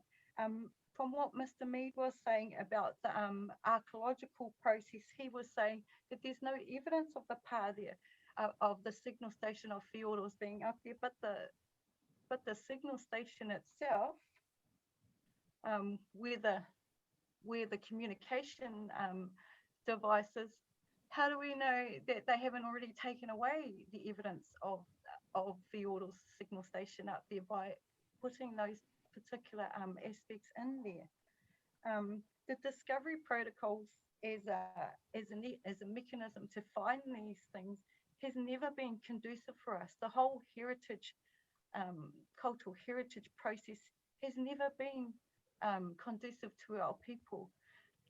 When archaeologists do have archaeology there, they apply to Historic Places Trust with an authority to modify and destroy. And we really believe that this is not a proactive way of managing our cultural heritage.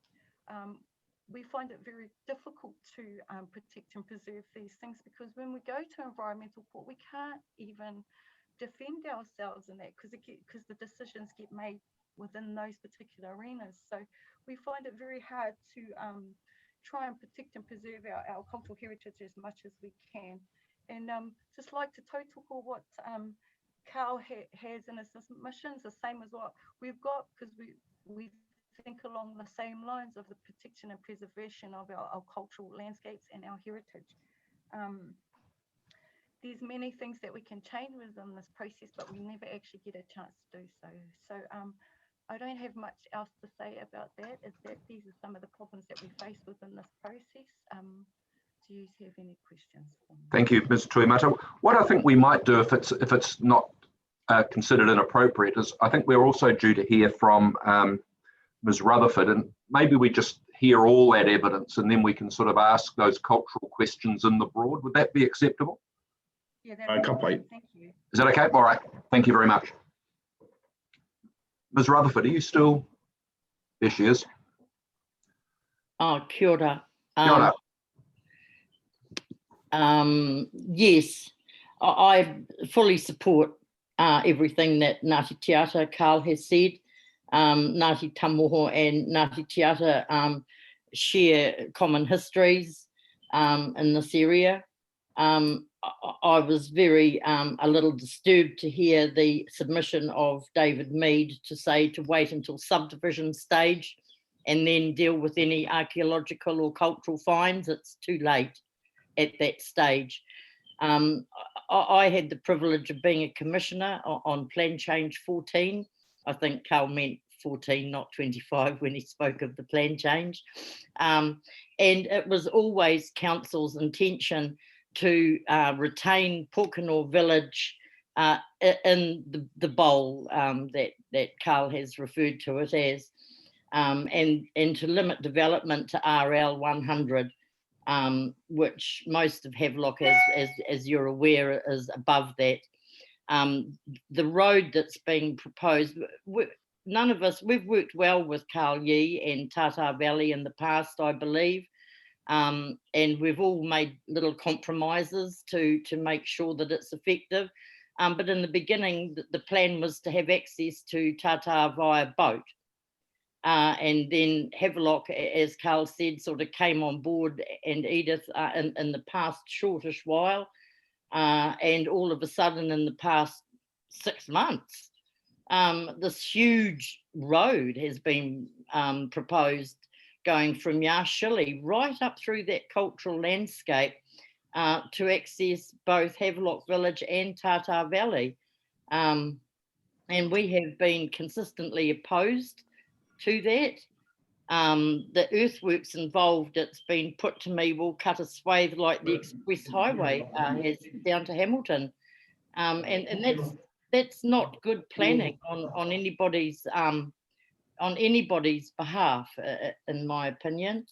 The Havelock Village itself, we've consistently said that if there was to be any development, that it should not be seen. But the only way for them to do that is if they cut that road and then fill in all of the valleys, along with it, the landscape. And I don't see that as good planning. As other speakers have said, there is plenty of opportunity for growth, and we are certainly not against growth and housing, because we're well aware we work in Auckland with Kāinga Ora and many others, so we're well aware of the housing shortage. But you know, this is an opportunity for commissioners to look at the landscape and see where the hills are too steep, and actually put it in your recommendation that no development actually occurs there, so that there is no opportunity. Once land is rezoned for urban development, you'll be amazed at how many I call it ways, creative ways, developers come across to create that extra house and those extra housing platforms, and it's not always conducive to a good outcome.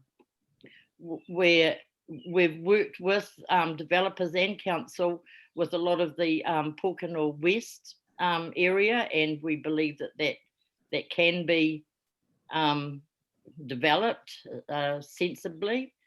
But Havelock, not with that road access. If you are going to grant it in any form, then we would appreciate the original road access and from the back.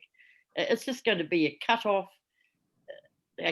little village that doesn't take part in Pokeno itself. It's not going to be a part of Pokeno. How can it be? It'll be visually separated. It will be physically separated, unless you allow that Road. Sorry, not allowed to swear on Zoom. It's always a good idea not to. Yes, sorry, I was searching for words. I think in Carl's submission he's referred to it as an island, and it would just be a separate development over and beyond. I'm sure the commissioners can make better decisions than that at the end of the day and take everything into consideration. We haven't finished our cultural management plan. The fact that there's not a lot of archaeological evidence, that's not actually accepted by us at all, because we know that it's a huge cultural landscape, and there are many sites there which just haven't been uncovered yet, and we do not want to wait until subdivision time to come across them. Just on that point, we've been involved with developments where the archaeologist has gone out and said there's low archaeology until they take the surface off. And it's revealed whole settlements. No one's got X-ray vision. They can't see what's under the ground, under the surface, until it's taken off and revealed. And just to Tautoko, the Ngāti Tamahoho as well, our whanaunga's there. And I've been talking with some of the other iwi, and I can't name them because they're not here, but they are aligned to our thinking as well. As for them to articulate that, that to go there is to open up a Pandora's box of issues and problems. Yeah, kia ora. Kia ora. Let's, I think if you three are happy to do a bit of tag teaming on the questions, that would be helpful, I think. Let's start with you, Ms. Tiaho, please. I te tuatahi ka nui te mihi atu ki a koutou. Ko tae mai nei ki te tuku i a koutou whakapai a mui nei kaupapa. Nō reira, tēnā koutou katoa. I did have a couple of questions. The first one was around the signal station of Major Te Whioro. Can you just explain what that is, Carl, and why it's so culturally significant? Well, the signal stations were a way of informing when the colonial soldiers were doing their movements. We know Whioro had his pa down at Pokeno there. But there's an archaeological report on the next door property that actually states there's an area there that was one of Whioro's signals. It's known there. And that also applies to Transmission Hill. So these points that here te kupu Māori mo te signal station, I don't know. But these signal stations, they were indicators of troop movements. We're talking about the time of the Great South Road militia. Got all that history wrapped up in there. Kia ora. Kia ora. So really relevant in terms of the Māori land wars or Te Riri Pākehā, that era. You in your evidence, I think it was your evidence, you actually said that perhaps that the correct name of the area was Pokeno rather than Pokeno. What's the significance of the name Pokeno? Oh, Pokeno, that was, I don't know, a few kaumātas had told us that. Tukopompi was one of them. That they had a bad night there one time. Back in the tupuna times. And such was that bad night. Such was those the moi moia, the dreams and the visions that were had, that name was applied. Over time, like we know with surveying maps, these names, they get written down wrong or misspelt, and now we have the term Pokeno. Kia ora. Kia ora. My final question is around the suggestion of the reporting officer earlier this morning, that the way forward is for you to have a kōrero with the developers to try and come to some kind of reconciliation of views. It seems to me from your kōrero earlier that you've had a number of conversations. And is that correct? Would you say that you've already had conversations, and that the recommendation of the reporting officer, or what are your thoughts about? We've been involved with iwi collective discussions with Havelock, and those iwi involved, or those groups involved, Ngāti Tiata, Ngāti Tamoho, Waikato Tainui, Ngāti Naho, and Huakina, and the one that Nanaia Rawiri is involved in there. Forgot their name. Was it Ngāmuka or Taniwha? Yeah, Taniwha. Taniwha. Ropu Taniwha, I think they called. Now, we've been meeting quite regularly and discussing this. For Ngāti Tata, we signalled our opposition very early. But as we sat down and plans and designs have come before us, and there's been talk and discussion, I'll be quite frank with you, it's just got worse. And I would say that there hasn't exactly been a lot of transparency in some ways. We've kind of been drip fed a few information, but then suddenly I'm looking at I'm thinking about that road application that came in. Okay, that might have been put on the radar, but the detail wasn't. The details, we only get the detail when we request the application from the council themselves. Only then do we truly see all the detail of that application. That's why we opposed it. These discussions, for us, they still don't nullify our position that Havelock Village plan change should go ahead. It shouldn't go ahead for the very reasons I outlined earlier. Yeah, we can sit down and discuss and talk.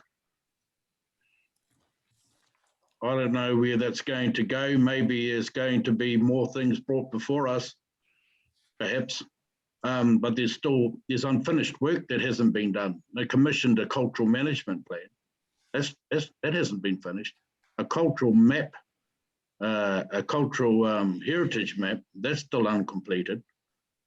So we push for those so they get a clear idea of the cultural values in the cultural landscape, not just what that archaeological report's saying. Kia ora. Kia ora, koe ra aku pātai. Those are my questions. Thank you. Ms. Sedgwick? Thank you very much. Indeed, Mr. Flavel, you probably knocked it on the head completely. A Pandora's box of problems.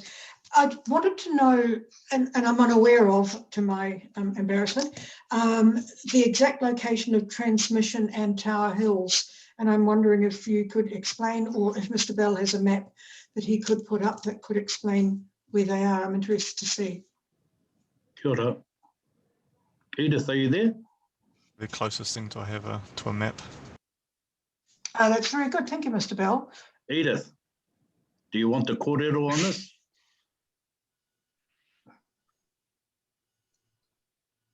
I think it's you, Mr. Flavel. Okay, that's fine. I just thought she may want to kōrero too, because she's the one undertaking the cultural management plan. We got Transmission Hill there, where the big signal, what do you call them, big infrastructure things currently sitting on it, where Winstones Hill, where Winstones was. Okay. Is that where the cursor is now? Can you zoom up there? Edith, I see you on screen. Are you able to help with the pinpointing? Yep, if you like, if you're standing out on down at Sinlade and you're looking straight up to the hill, you can see the transmission mast up in the hill line there. Yeah, the mast. That's the term I was trying to think of. The mast. Yeah. And is that's not the same as Tower Hill, is it? I know Tower Hill. I think Tower Hill. We call it Transmission Hill, Tower Hill. It could very well be the Is same it one thing. of the same? Okay, so are there two hilltops in this on this ridge line that you're talking about, or is it as I'm suspecting the hill towards the left of the screen, which would overlook the river? Is that the explanation of it? I'm just not. I'd like to be clear exactly. Yeah, that's fine. Edith, have you got your cultural landscape map there? The preliminary one that was done up? Yeah, but it's sitting in the cultural management plan. It's too much to bring up, Kaz. Can we forward that through? It'll give the commissioners, it'll inform the commissioners exactly what we're talking about. And we've got that map. Mr. Flavel, thank you very much. And thank you also both for your submissions. Kia ora, Commissioner. Thank you. Mr. Fulton. No, thank you. No questions, but I just appreciate you focusing us on this because we need our next site visit. We'll be a long way more aware of the issues you've raised, but thank you very much. Thank you. Ms. Gibb. Kia ora. I'm really appreciative of all three speakers bringing to our attention the difference between the cultural landscape and the management plan versus the archaeological that we tend to deal with, as you say, Heritage New Zealand as well tends to deal with. So I've found it really clear and very better understanding of that cultural history of the sites you're talking about. So I'm just thanking you for bringing that to our attention. Kia ora. Kia ora. Thank you. Mr. Kearney? Just generally the cultural landscape that you say is this particular block of land is that based on oral knowledge, or is it also reflected in cultural association in terms of a continued relationship with the site, or through waiata, or how has it been described? Yes, all of the above, sir. All of those things. Yes, sir. Yeah.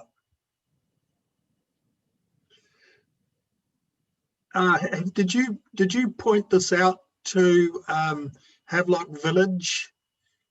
That look, this site has significance for us because it is a cultural landscape. Did you express that to them in your discussions with them?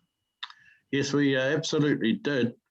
And it was one of the reasons why we pushed for the cultural management plan and the cultural heritage map and various other information to help them inform a better decision. That didn't quite get, I don't know, that got it put into neutral, or I don't know what happened there. But they were told the very first day that we met them for Tata Valley. For Tata Valley, they were told about the significance of those hills, of Pokeno, of everything.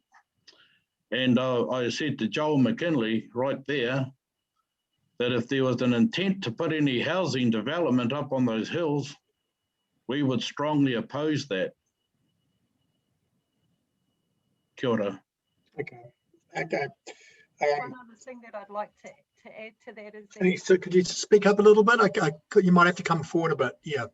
there's just one other thing that I'd like to add to that is that when you're doing an archaeological assessment and everything, the archaeologist can only look at the physical remnants on the land. They cannot attach its kōrero They cannot attach its whakapapa, and they cannot attach its name. That's where we come in. But in the past, we haven't been always afforded that opportunity to do that because the archaeological report has weighed heavier than our cultural knowledge. So we have work to do in this particular aspect. Kia ora. Okay, thank you.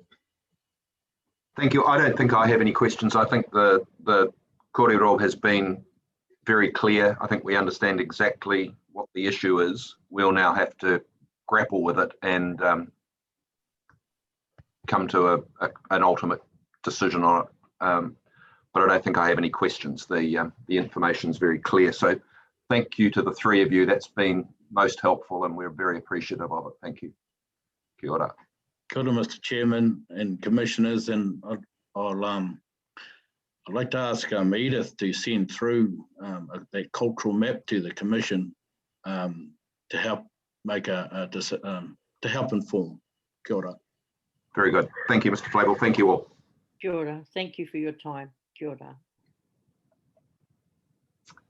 Is Mr.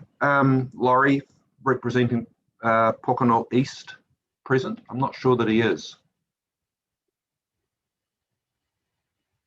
So we'll assume he isn't. So we'll press on. We're due to break now for morning tea, but just addressing, and we don't normally have these conversations with the panel in public view, but I think from a conversation we had before we started this morning, I think our view on the procedural issue that Ms. Evatt has raised is twofold. Firstly, information that's put in front of us is always helpful, whether it's directly in response to evidence and whether it's rebuttal or not, we take that point. But we think that the appropriate way forward is to provide your client, Ms. Evatt, with whatever opportunity it feels it needs to do to reply to that evidence or to that information. If that's done today or tomorrow or during the course of the hearing, so be it. If it needs more time in which to respond formally, then we're happy to give you within reason time to respond to that. We think that's the most appropriate way forward, rather than getting into a stoush about admissibility, because I think from our point of view, information of whatever nature is helpful. We've been pretty accommodating to people along the way where circumstances arise that means they've been under pressure time-wise for whatever reason. So that's, unless the panel has anything to add to that or contrary view to that, that's how we'll proceed on that one.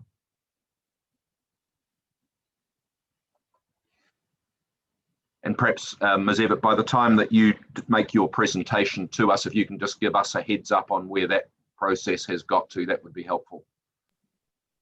Thank you for considering that. I will just signal in terms of the lighting evidence that actually being able to respond meaningfully to those photographs does actually require someone out on site on a clear night in the right location. So we may not be able to achieve that by Wednesday. No, and that's why I said if it isn't achievable, then that's fine. But we do think it's appropriate for you to be given the opportunity to respond to it. And if that takes longer than Wednesday, we'll accept it in writing, and we'll take it from there in terms of whether we have any questions or whether any issues arise as a result of it.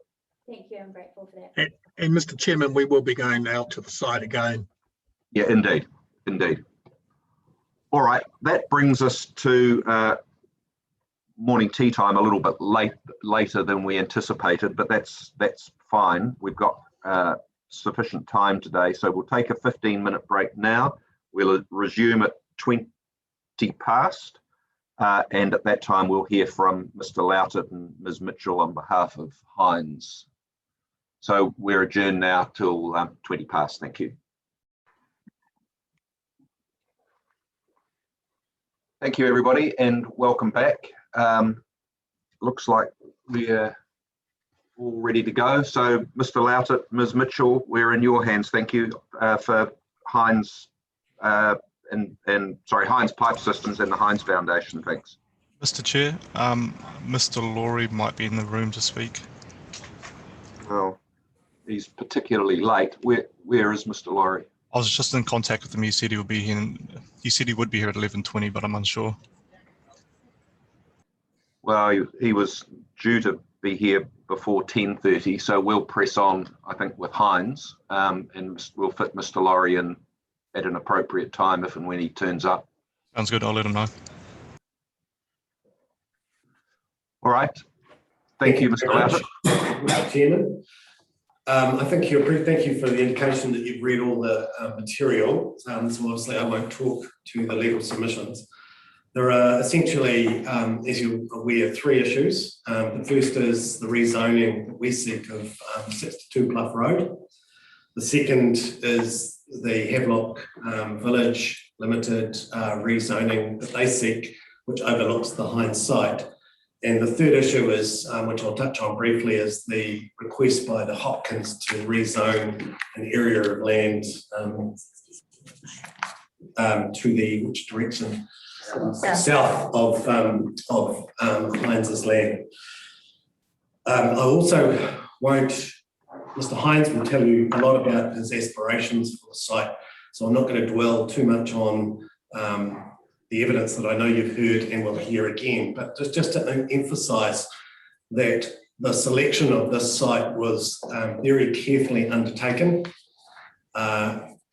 The Hines was acutely aware of the potential for reverse sensitivity, given that a number of its operations throughout the North Island are being similarly affected, chose this site very carefully on the basis that it was unlikely to get reverse sensitivity impacts. And now we find ourselves in this position. So as I say, very serious issue from Hines's perspective. It is a long-term site, 80 years plus, where they have aspirations to make it the centre of operations for the North Island, and it's an important site. And I can't underestimate or understate that enough. And as I say, Mr. Hines will talk to you about his aspirations. So I thought before opening Pandora's box, which is the Havelock redevelopment, thought we'd just deal quickly with 62 Bluff Road. Just so that to remind Mr. Mead and sort of address this as something in his opening. And so I'm just going to quickly share what we're talking about. It's obviously the purple hashed we seek as heavy industry, and the remainder of the site is to be rural. And the benefit of this, I suppose, from our perspective, is that the land's currently uneconomic. I suppose it's just lying there fallow. It would then obviously be used for a productive activity. It would also enable, in essence, a positive environmental outcomes. The money that is drawn from the redevelopment would then pay the Hines Foundation to set up on the adjacent land a very significant ecological restoration and sculpture park. And then it would also, the remainder of the site that remains rural would also, of course, then buffer the sort of adjoining land. Mr. Mead, I think, agrees with the suggestion, but as I say, he didn't draw any attention to this in his opening statement. But overall, I think he supports the rezoning as we have proposed it. And then just to quickly summarise, our experts from every aspect support the rezoning of this land. The only opposition that I'm aware of is the Hopkins. But as I say, the witnesses have addressed all the potential effects on them. And from our perspective, everything is addressed. So I don't think I need to spend too much more time on that unless the Commission is having any issues around that. All right, let's see if we do have any questions on that, Mr. Loughton. Ms. Gibb? No questions, thank you. Mr. Fulton? Yeah, no questions, no, thank you. Ms. Tiaho? No questions from me, thank you. Ms. Sedgwick? No, nothing from me, thank you. Mr. Kearney? No, nothing. No, and I have no questions either. Thanks, Mr. Loughton. So we're happy to hear from your witnesses now. Thanks. I was going to go on to the Pandora's box. Oh, I see. Sorry, you were okay. Sorry. I do need to spend a little time on Pandora's box. No, that's all right. Yeah. I misunderstood you. That's fine. It's Well, I just become wanted to, that's a nice tidy subject. I just wanted to deal with that quickly if we could. Very good. So, Havelock North, Havelock Villages obviously wants to put a significant number of houses overlooking the heavy industrial activities that occur below it. I guess I step back from all of this and I'd make an observation, and that is quite simply, any way you look at this, I can't think of other examples where you would put residential houses, sensitive activities, right next door to heavy industry like this. So, I mean, to use a phrase that Mr. Flavel just used, it's bad planning, simply, and no other, big picture. This just has to be bad planning. And I think it's exacerbated, I suppose, by the fact that it would be bad planning if the site was flat, but it's even worse in this context because the site obviously looks down, or depending on which way you want to look, but let's say that residents look down on the heavy industry. So rather than being flat where they might be obscured by buildings, etc., this is actually even worse. It's an amphitheatre. When you go out there, and I know you have, but when you go and refresh your memory as to the site, it's very obvious when you go there, whether you look up or down, that it's simply a bad idea. So, and I guess when you think about it, and I'll address this whole issue of noise, but it's a package of issues. Mr. Lambert just said to me, the fact that you can see down onto the site is essentially, and I'm going to steal her thunder, but it's a portal, if you like, to the reverse sensitivity effects that we're talking about. And they are everything. They are, whilst we comply with the noise will worry people. Whilst it might comply with the district plans in terms of lighting, the lighting will be annoying to people at night. It's basically a accumulation of, there'll be trucks, there'll be beeping noises as they reverse because of health and safety requirements. There'll be discharges to air. All of those things will accumulate, and whether they all comply with the district plan or not, the fact that people can see it will be a portal for them to do everything that we are about to talk about in terms of reverse sensitivity. So again, I come back to this theme. This is bad planning for that reason.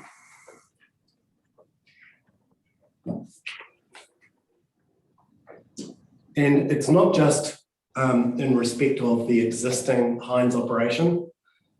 It is all future potential activities on the Hines site. And again, Mr. Hines will talk to you shortly about his aspirations for the site.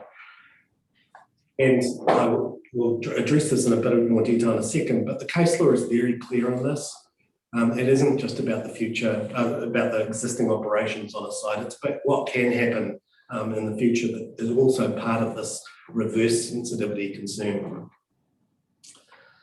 So in the legal submissions, we've obviously gone through a relatively in-depth analysis of the case law. I think, and I don't want to repeat that, but some very important points come out of that case law. The first is the strata title case, which I'm sure you've read, but the first point about that is that what's there now doesn't necessarily indicate the kinds of scale of activity that will be there in the future. Clearly, the presence of legally authorised residential activities will affect the way in which the council processes future resource consents if they are required for redevelopment of the site. Obviously, the fact that those houses are there, the council will look at visual amenity issues, will look at issues around noise, will look at amenity generally, and look at the future applications that Hines make differently. And it will make it more difficult for the Hines to get the consents that it requires, and that when it selected the site, carefully looked at the site and said, we can do a lot here. to the point where those consents may not be granted, or if they are, they will be constrained by conditions of consent which are not helpful to Heinz. That to me is the epitome of reverse sensitivity and exactly what the case law is talking about. I think there's one quote in the strata title case, paragraph 183, which is worthy of actually reading to you. It's short, mercifully, but where it says the use of units for residential purposes, if legally authorised, would have the potential for reverse sensitivity effects for existing and future bona fide business operators in the locality. So note there the future. We see this as a real likelihood, and we do not consider the lack of complaints to date as a valid basis for claiming complaints will not occur in the future. If authorised, the residential use of the units would compromise the ability of Z Energy and Aotearoa Fisheries, and others possibly, to obtain discretionary activity consents needed for legitimate business purposes in the future.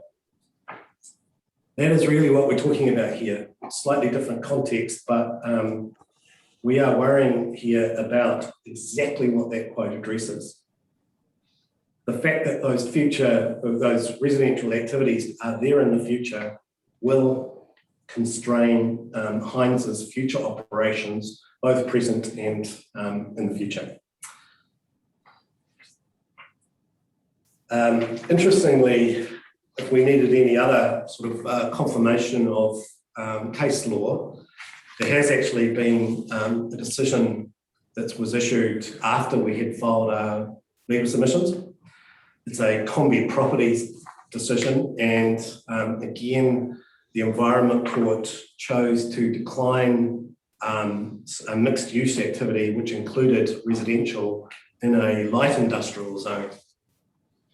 And it upheld the strata case. And there's some interesting observations, and obviously we'll share with you the case. We'll obviously provide that to you if you don't have it already through the usual channels. But there were some interesting observations that came from that case. The first was that the court was not prepared to speculate that the future residents of dwellings in a light industrial zone wouldn't necessarily be accepting of a lower level of residential amenity.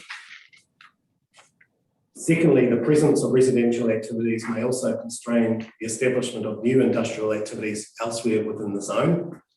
This could result in the imposition of constraining conditions if consent for an industrial activity is required. Such constraints are not likely to be justified but for the residential activities within the zone.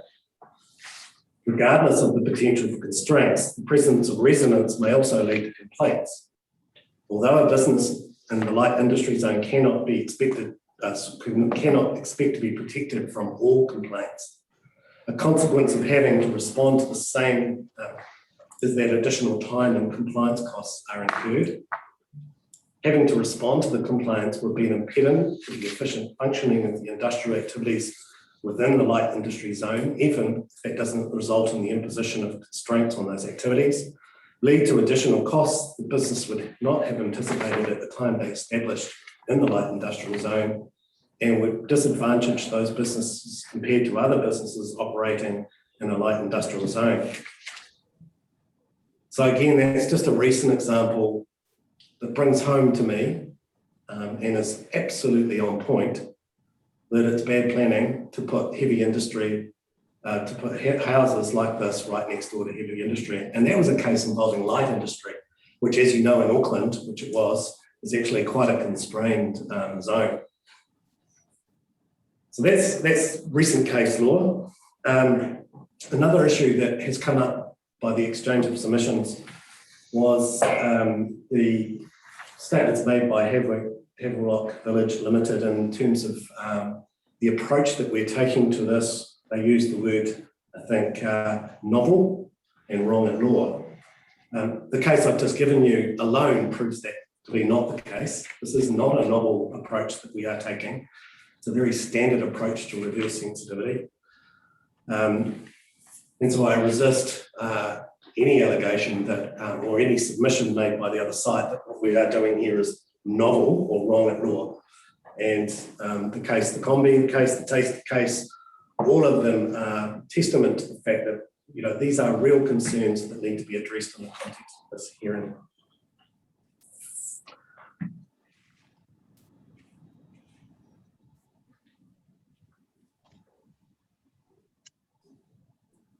Sorry, Sorry, I'm just pausing. I've got some notes, and I'm just seeing what I need to do, what I don't. I was loath to say thanks, and no, it's not over yet. Twice in a row. It's not over yet.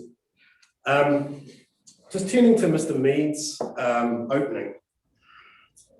He seemed to imply in his opening that the future owners will obviously be aware of the industrial activities, and so we'll have some form of sort of give and take, some form of lesser expectations about residential amenity. The Combi case I've just cited to you, that was a similar argument was made, and the court did not accept that. It did not accept that you could assume that future owners would have lesser standards of residential amenity. So we don't agree with, we do not agree with Mr. Mead on that point. And another aspect in terms of Mr. Mead that we don't agree with, which was in his rebuttal section 42A report. He seems to suggest that noise reverse sensitivity effects should be avoided, and all other reverse sensitivity effects should be mitigated. And that theme seemed to run through what he said this morning as well. I just cannot find any support for that proposition, whether it be in the statute, case law, or any other place for that matter, that says that noise is different when we're talking about reverse sensitivity and should be avoided versus all these other reverse sensitivity effects which need to be mitigated. There's just simply no basis for his position that they should be treated differently. It's not just about noise, obviously, it's that accumulation of effects that I just talked about earlier. It's traffic, it's noise, it's fumes, it's all of those things that this site's going to produce. So, yeah, I don't know where Mr. Weed gets his proposition from, but we don't agree with it. So in the end, because of these reverse sensitivity effects, we say the buffer should essentially be back over the ridge, and the line is drawn so that a two-storey house can't see over the ridge line, essentially. And in light of the seriousness of the impact of reverse sensitivity effects on the Hines operation, both now and the future, we say that line has to be drawn back over the ridge in the position that we've said to you. Ironically, I suppose, to a certain extent, just listening to the iwi presenters that were before us, drawing the line over the ridge in some ways does address some of their concerns about the development on the front of that hill. So we're actually surprisingly talking similar language, I think, in terms of the inappropriateness of this site for development. And then, so that's probably reverse sensitivity in a nutshell. We also have obviously stormwater and traffic effects, and I'll leave my respective experts to deal with that. But I think my concern in this space was further supported by some questions this morning, which is that if you were to do this properly and not ad hocly as it appears to have been done, you would have gone through an exercise of essentially structure planning. You would have gone through an exercise of whether or not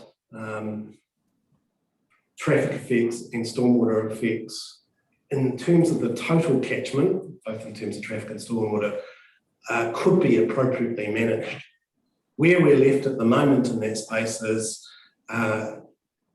applicants saying on an ad hoc basis that it works for their site, but how do we know it works for the area in totality? And we seem to have, there's a bit of a chicken and egg situation here. We seem to have jumped the gun. And again, iwi supported us this morning by saying the cultural landscape assessment isn't even finished. So how do we know where the no-go zones are in terms of housing when we don't know where the cultural areas are that where housing shouldn't go? So I think we have very much an ad hoc danger here, an ad hoc planning regime that doesn't take into account Pokeno as a whole. And on that basis, again, I think we are supported, and we are, whilst we are only seeking the buffer over the ridgeline, I think you need to pause and think carefully whether really any development in the Havelock Village land should be enabled at all. So I think there's some real concerns there for you to ponder. So I won't take that too much further. Just in terms of one issue that came up in the submissions between us and Havelock Village was they obviously place significant reliance on the National Policy Statement on Urban Development. And they seem to infer that the need for housing trumps everything else. Our view of that would be that ignores the RMA, ignores good planning, and in fact ignores the wording of the NPS itself, which when you actually start looking at it, talks about New Zealand has well-functioning urban environments. And I want to pick up on those words, well-functioning urban environments, because for an environment to be well-functioning, you don't want heavy industry right next door to residential. And so, in my view, again, even within the document itself, NPS, urban development, there is support for a balanced approach. You can't just say housing is everything. You've got to look at issues of reverse sensitivity. You've got to look at traffic. You've got to look at stormwater. You've got to look at cultural impacts and decide in any given case whether or not this will be a well-functioning urban environment. And then that drops down to the RPS, which similarly talks about the need to avoid these types of reverse sensitivity effects. And you know, the documents talk about avoiding or minimising potential reverse sensitivity effects. And we seem to have, Havelock Village seems to have ignored the hierarchy of documents, even within the NPS, but also below, and said housing's the thing that has to happen. We all need it, and therefore you don't need to look carefully at these other matters. We strongly resist that. You do need to carefully look at all of the matters that we're raising and decide whether development's appropriate in this context. So I think that's largely our stance. There's one other, just the Hopkins rezoning request, which is to the south. I can't remember the number that was on that plan, but it was Pioneer Road. Pioneer Road number 67. When I was thinking about that. But in any event, I'm sure you're familiar with it. For the reasons that are set out in our evidence, it's number five on that plan that Mr. Mead produced earlier on. So the reasons that we've said, and for the same reasons that we're opposing Havelock, we're also opposing the rezoning of that land for this reverse sensitivity issues. So I don't think I need to dwell on that too much. So before I hand over to Mr. Hines, in essence, you can tell what our case is. This was a site carefully selected. It is potentially a site that could fulfill the needs of Hines doing its regionally significant work for the next 80 years plus. And we have someone who's come to us late, puts at risk the plans of Hines. And in my view, under the Act, that is inappropriate. This is the exact thing that reverse sensitivity case law is there to resist and consent. Well, two things. We want that buffer. That's really important from our perspective. But secondly, I do think you need to pause and think whether development is appropriate in this location, full stop. So that's really, I think, from me, unless there's anything else we need to address. So I'll hand you over. Oh, sorry, questions. That's a good point. Let's see. Ms. Gibb, No, no questions. Thank you. Mr. Fulton, Yeah, no, I have no questions, but thank you. Ms. Gibb, No questions. Ms. Tiaho, No, thank you. That was crystal clear. Ms. Sedgwick. I can't remember if I asked you. I don't think I did. Ms. Sedgwick, please. No, you asked Ms. Gibb twice. Yeah, I think I did. That's what I thought. I have no questions, but thank you for leading us through that so clearly. Thank you. Mr. Cooney. Yes, just context, right? Does the buffer zone advocated by Ms. De Lambert, does that in itself extend over the hill, does it? Oh, sorry, I've been corrected. Not over the hill. I'll let Mr. Lambert address you on that point, I think, rather than me. Okay. Okay. That's where it's appropriate. Yeah, yes, I'll answer it. She'll answer it shortly. Okay. All right. Okay. What about Mr. Mead's approach to this? Rather than extend the buffer line, he says, well, we can address that issue through subdivision design. What's your comment on that? My witnesses, so no, we do not agree with that. And my witnesses, particularly Mr. Lambert, will address you on that point shortly. It does not work. It's too late. You are still going to get the potential for houses to be constructed that just the topography and the layout and etc. of the land is such that you won't be able to guarantee through design that reverse sensitivity will be addressed. It's the short point, and I'll hand over shortly to Mr. Lambert to address it. All right. Doesn't work. Ms. Evatt for Havelock says there's no case law on visual reverse sensitivity. Do you know of any case law on overlooking type reverse sensitivity? No, not that I'm aware of it in terms of addressing overlooking like this. I think it's probably quite a rare circumstance where you've got this essentially amphitheatre looking down. So how do you, I suspect, sorry. And maybe this question would be probably directed at Mr. Lambert, but how does overlooking translate into reverse sensitivity in your opinion? I think it means that more people, because of the elevation, more people are able to witness the portal that she's going to describe, so that there is more potential for the complaints and the issues that arise. If it was flat, it might only be the people closest to the boundary. This just makes it even worse because they slope up and look down. It's almost a form of a perception issue as well, isn't it? Yes, it is. Yes, it is. Yeah. The other point was, and I was going to ask you about, and I think you answered it, is that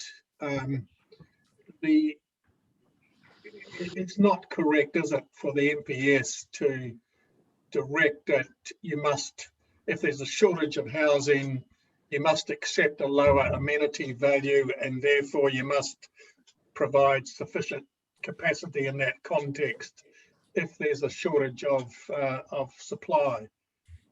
I think you've answered that. You say no, the MPS doesn't go that far at all. Correct. It's still talking about having well-functioning communities, and in order to do that, you can't ignore those issues. Yeah. Okay. All right. Thanks for that. Thank you. Thanks, Mr. Laddard. I don't have any questions. Thank you. Thank you very much. I'll hand over to Mr. Hines. We'll just swap seats. All right, thank you. Morning, Mr. Hines. Good morning, Mr. Chairman, ladies and gentlemen. I have already spoken before about the Hines business that's established at Pokeno. Maybe, and I won't go back over that again, but Mr. Chair, you said in the morning that you wanted us to talk about primarily what we're seeking.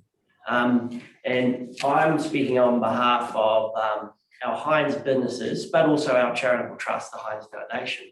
But what really we're seeking is to continue doing in the future what we're doing now. And we were involved with the current structure, the structure plan, all of the resource management activities that went around that, and it was a collaborative plan.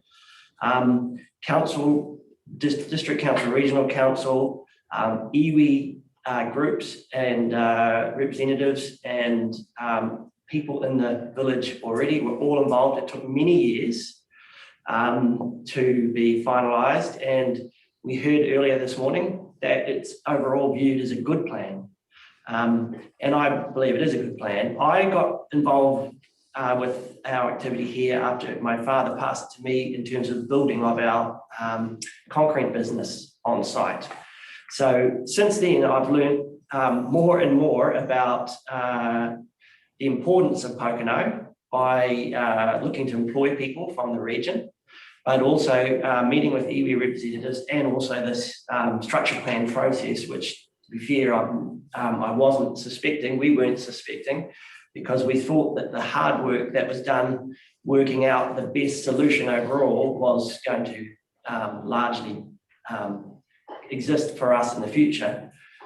Now, as you also know, one of the key features of that structure plan change was the addition of a quarry, which was actually going to be the hill beyond us. And that was the back portion of the heavy industrial area. And part of the structure plan was that the heavy industrial area would be situated in the lowest part of the village, but immediately adjacent and up against the hill that is 100 metres above us. Very, very vertical slope. So we're RL 22 and it is RL 122. So now that quarry also contained land holdings along the south of where the heavy industrial zone was going to be, and also to the west. And we, through understanding from not only various iwi, but also the district council, it was very clear it was impossible to build on that hill. It was also impossible to build 500 metres from the quarry boundary, from the aggregate extraction zone. There's a 500 metre buffer zone. I have this in my evidence. We talked about it in the rural hearing some months ago. Now, go back to the question, Mr. Chairman. You said, what are we seeking? We're seeking that we can continue to operate heavy industry in the area that is zoned heavy industry. Now, if I expand on that now. So the first thing, most important thing for us here is that no houses can be on the ridges looking down on us, which is why we've said we're not asking for 500 metres of setback. We're just asking for the line of sight. And the houses that are built on the other side of the ridge, so that 2 stories high, they can't see to us. Now, the feature of this is that we've only developed a portion of the land holding that we have that is zoned heavy industry, and that is for our concrete facility.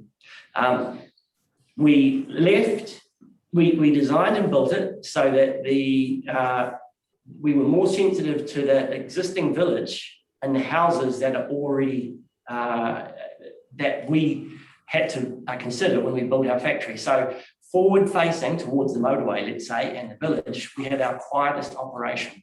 That's what we have today. But Mr. Chairman, can we, sorry, Mr. Hines, can we put up a photo plan or something there so we can? Yes. Yeah, we can provide. Mr. Bell, or maybe one of the Hines team is better placed to, I mean, I've got the evidence statements in front of me, but finding a map may be a bit time consuming if I try and do it. So one is coming, I'll just keep talking while that's arriving. Okay, thank you. So is that you? Maybe if you just zoom into our site a little bit more behind site to the east towards the motorway. We'll just wait for that to refresh. It takes a bit to reload. Is it a big file? Is it? Yes, it will happen. Okay, it'll arrive in the Zoom world. So now this factory at Pokeno is replacing 2 of our factories, one in Hamilton, in Frankton, I mentioned this last time, and one in East Tamaki. We've actually now closed the Frankton factory in Hamilton and moved that to Pokeno. And the East Tamaki factory has not yet closed. It is actually closing later this year. Now, what has actually surprised us, especially after all of the planning and the economic views that were given to our sector, is that since, and obviously COVID threw everything upside down, we're actually now faced with a very, very busy construction period. And no one suspected this. A year ago, we thought we would be in a very dire situation. So we've actually needed to continue to develop our factory for making concrete products. We've added 2 more halls since this photo. This photo is now actually old. And we have now used our consent up for the concrete factory on this site. So when we go to put it's not the resource consent, that's the City Council building consent, but with regard to the future activity that we want to bring to the site, we know that we're going to have to ask for more consents. Now, we also know that our other business activities are different to this. They are heavy industry. We still have to work to all the requirements, but when we eventually have the ability to bring them here, because we have the quarry land behind us, we know that we're going to be able to design these to meet the requirements. All the surrounding neighbours will be fine, and we won't have houses directly above us looking down on top of us. The flip side is, if we had known that we were going to have hundreds of houses built immediately above us, looking down at us, we wouldn't be here at all. We would have spent the years finding somewhere else. So I think the call is that the structure plan that is current, which was very well thought out, I don't know how these things work, but I would really wish, if you had the chance, the next one should be a proper structure plan, not an ad hoc landowners wanting to divide their property up and then sell it and leave us with hundreds of different landowners. Now, if I just go to this expansion land that we've asked for in Bluff Road, so it's 4.27 hectares extra, and that is land that our Charitable Trust bought. It's actually just shown to the south. We bought that because that owner was going to fill it and develop that, and we were worried about that development. And also, we knew that we needed to be part of this process with by that land we bought. They had an application for the whole lot of 62 Bluff Road to be heavy industry. And we've now just asked for that to be only 4.27 hectares of the whole to be heavy industry, which is only 15% of that land that we hold there. We also have asked for that protection along the ridge, which does cut across Hopkins' desire to build houses, again, looking down above and straight to us. And of course, we currently have protection, or so we thought, the 500-metre offset, where no people could develop houses 500 metres away from that 62 Bluff Road. But we've actually got 4 houses that have built, which should never have been built. The council should never have given approval for those houses to be built. Now, if I may also say, in reading my evidence over the weekend that I've already submitted, I talked about 3 properties that have already complained about our activity. And remember, we've only put in a portion of our activity. We've now had a 4th property owner complain about our activity. These are existing dwellings. These aren't hundreds of additional dwellings that will be on the hill above us looking down. Could you show us where those dwellings are on the map? Well, I could, but I don't know whether some of those parties really want to have it in a public space. So is that appropriate to single them out? Along Bluff Road. Along Bluff Road. Which is weird. Show them. Just along Bluff Road. Yeah. Yeah. So we're asking for a buffer. There's already a buffer of 500 metres beyond Bluff Road. So it's off the page if you look at that. But we're saying we just want it over the ridge. So it's like 50 metres. Because Bluff Road is below the ridge. These houses are on the higher side of Bluff Road and Pioneer Road when they look down on us. So we have established, and they're upset that we have come as an industrial site. And I think probably the final thing the other things I want to say with Havelock Village, we have also sought to talk to the owners representative of Havelock Village to see if we could convince them not to build houses on their property above us, and we've been unable to do that. So we're a little in the dark as to how this is going to end up, but there's no way we can accept any houses on that hill looking down on us. When we go to develop the next stage, I've said that we will be developing a logistics hub. We have spoken to Kiwi Rail about a rail siding that will come off the main trunk railway. We've spoken to Sinlay about it benefiting them as well. And that will be with more lighting, it'll have to require with regulations, but more than likely, we're going to have to ask for permission and consent to do that. These are things that will happen in the future. With the fact that there's no housing there and it's protected at the moment, it's industrial and aggregate extraction, I see that there'll be no issue with that. But if there's hundreds of houses on the hills above us, then we're going to have a real problem with the council. We have other equipment that can only go to the site, that's heavy industry, that involves chimneys and silos that are very, very high, flashing lights, working at night, and noise emission that will be moving even closer to the boundary. That also we're going to need to go to council and ask for consent for that. Again, if we've got the quarry zone or at least a no build buffer zone on the ridgeline, I see no reason why we can't have that. So in essence, we're faced with a dilemma where we have to consider for our business, where do we go if we can't go to our own site that is already heavy industry, knowing that some of our industry is really over and above what is happening in the front of our site, but we want to build to the back of our site up against the quarry hill that was never allowed to be built on. I'm going to stop you there, Mr. Hines, because I think we're starting to go over the same ground more than once. And I think we're pretty clear what it is, the concern is, and what you want us to do about it. So unless there's anything additional you want to raise, I think it's probably time for us to... Mr. Chairman, it's just very quickly, I appreciate taking time, but I did mention it. We've not given permission for access onto our private land for Havelock Village to build and enable their development. That was put in their submission. And we have at this stage, the council planner said that in the normal course of subdivision development, the town infrastructure can be built, but that has proven not to be the case. I've been talking to a number of representatives of Waikato District Council to complete the current structure plan infrastructure for subdivision for stormwater primarily, and still get nothing. So we have had floods, as I've mentioned. Stormwater is incomplete and you cannot get anything done. It is absolutely ridiculous. So how could you say more can be loaded on it?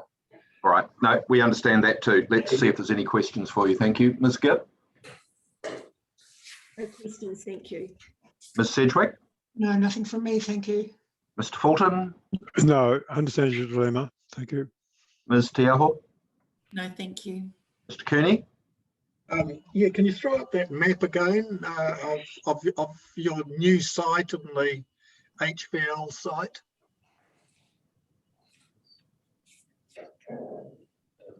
So yeah, thanks. Just from memory, the aggregate extraction zone, was that over your 62 and 10 Bluff Road? Did it extend to the HVL site? Yes, it's 62 Bluff Road, and it goes all of HVL site into 62, but not 10. We've subsequently bought 10. That's rural zoning. Yeah. But 62 and HVL is aggregate extraction. That earlier conversation about where is the cell phone towers. Cell phone towers are pretty much the summit of that hill, but the hill goes down to small ridges all the way down to the back of your shilly. So that area was earmarked for future aggregate extraction all around you? Yes. So we actually have thought about applying for a quarry on 62, but we haven't. It's interesting that Havelock Village actually applied. They actually sought to resist Synlait through the High Court around because they wanted to build a quarry. And we're concerned for the heavy industry, which is actually both Synlait and Hines. Tell me, does Synlait, does it operate 24 hours? Yes, absolutely. So do we. Yeah. Okay, thanks. And I don't have any questions. Thank you, Mr. Hines. Thank you. Yes.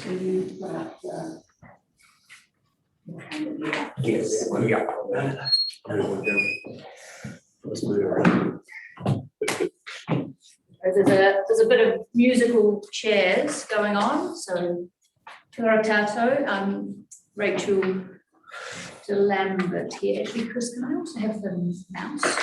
Yes. No, I'll just speak to this. But you might like to enlarge it on the screen. So, good morning, everybody. Morning. No, good afternoon, it is. Good afternoon, yeah, it was morning. So you'll know that there is a series of pieces of evidence in chief, both relative to Bluff Road, the extension of the industrial land, and then joint evidence in chief for Hines and Pokeno Village Holdings Limited. So I will be revisiting you next on Wednesday morning as well. So in terms of my summary statement that I'll speak to, and then the supplementary from Friday, I'll be focusing obviously in relation to Hines issues. Yeah, that's fine. Get understood. Let's go. Cool. And so just in terms of the rezoning, and I think that's fairly well accepted now, but I did have evidence in chief in respect of that rezoning. The 4.27 hectares, as you've heard, is a sort of 15% addition to the existing scale of the industrial zone under Hines ownership. And in my view, that extension will have very minor effects in any visual or landscape terms. It will appear as a small addition to the established area. And obviously then there are significant advantages in respect of the 23 hectares odd of the rest of the land that remains rural and is incorporated into the proposed environmental enhancement and sculpture park for the rest of that rural zoned area. So then just stepping to 4.2 of my summary statement, and I will just touch briefly on structure planning here and also probably pick up on that on Wednesday as well. And you've heard from Mr. Mead this morning, and there have been questioning of him around to what extent can things be addressed at a subdivision stage rather than putting in place a more comprehensive structure plan. I think one of the things that's important around Pokeno is to recognise, it's in the evidence, that the expansion that has occurred to date is very much was very much the result of very careful and extensive structure planning, including a lot of community consultation and consultation with iwi, and that this current phase through the proposed plan is really abandoning that structure planning approach and looking much more to an ad hoc addition of areas without that wider picture thinking. And I think certainly in terms of the landscape issues around the protection of the rural backdrop to Pokeno and the issues that we've heard this morning in terms of iwi and the cultural landscape values of the higher areas of land above RL 100, that the lack of structured planning is a key factor in not essentially setting the right framework for growth. And so I think that's something that I'll come back to on Wednesday, but I think given that it was raised through Mr. Mead this morning, I think that it would be good to just touch on that as well. And then just moving to the Havelock Village proposal and 2.13 of my evidence, or my summary statement, and just picking up again on the discussion that's been had already around to what extent are visual issues relevant in terms of reverse sensitivity. Yeah, I mean, I guess I've spent 30-something years around the issue of visual matters, and I wonder what I've been doing with my time if that is not a relevant consideration.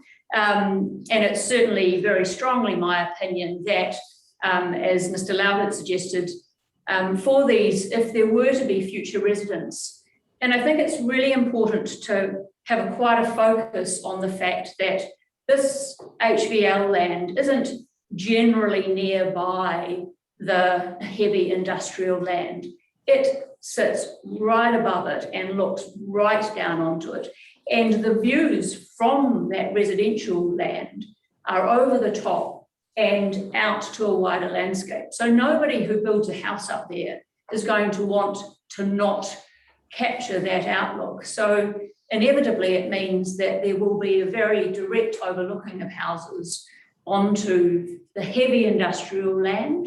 And that's quite a different situation to the other areas of residential land in Pokeno, where some of those are somewhat elevated, but they're not directly elevated in the same way. And they look across to, but not down onto the side.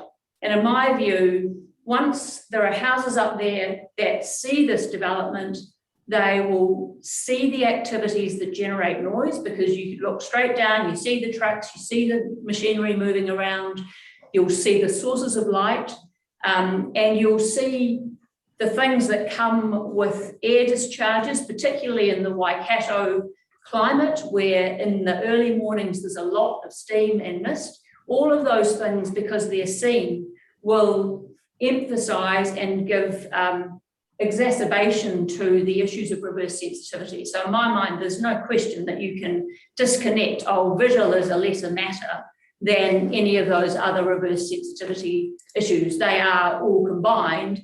And to me, it's the visual component that really reinforces those things in people's minds were there to be houses in that location.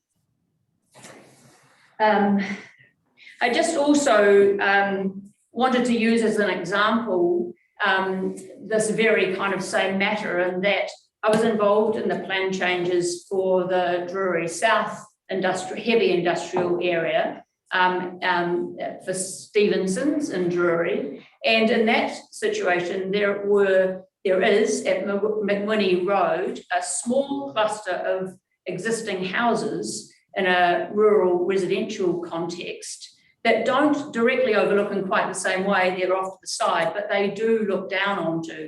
And the reverse sensitivity issues around that residential and the proposed industrial zone were a key matter. And there were both landscape mitigation, physical components and policy ones that were sought to address that matter. So very much a live issue in that respect, in my view.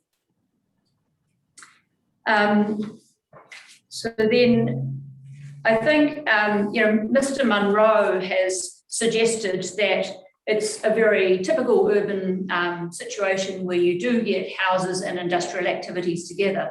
But in my view, there's a big difference where that is light industry and logistics type activities and heavy industry. And I think there can be a level of compatibility around some other forms of logistics industry, but when it comes to heavy industry, I think it's imperative that the nature of that type of activity is protected from adjacent residential. And you know, the other issue is that this is a 24/7, 7 days a week activity, so there isn't respite in any sense from that presence. And then just turning to my supplementary statement, which was actually, what I'd like to do, sorry, is just to talk through the buffer zone. Sorry, I'm skipping, which I shouldn't do. Just talk you through what I have proposed in terms of the buffer area. So here you can see the buffer zone that's proposed in green, and this is the area of either transmission or Tower Hill, which is the proposed addition into HVL to address in their view, this direct overlooking. And those 3 red dots relate to the transmission towers that are on that hill, if you're wondering what they are. So Mr. Mead identified this area to the northeast, to the east, where there is this broad ridge, as he described it, and there is certainly the potential for views from this area down onto Hines and Sinlay as well. And Mr. Mead accepts this area as requiring to be included within the buffer.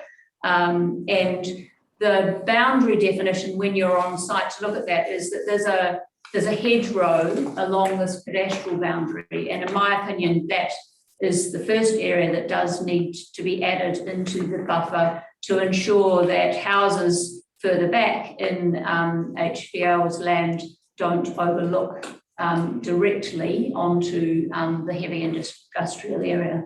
And then the second area is to the other side of the Hilltop Reserve, in my opinion, and it wraps around the back of the identified buffer area. This doesn't fully extend, Commissioner Cooney answering your question, to the full ridge line in the back. This area is within the valley, but the topography reduces the ability to see directly over these areas. So I haven't included that, but this area 2 extension, in my opinion, is the other portion of land that is necessary to avoid properties that houses that in the future will overlook.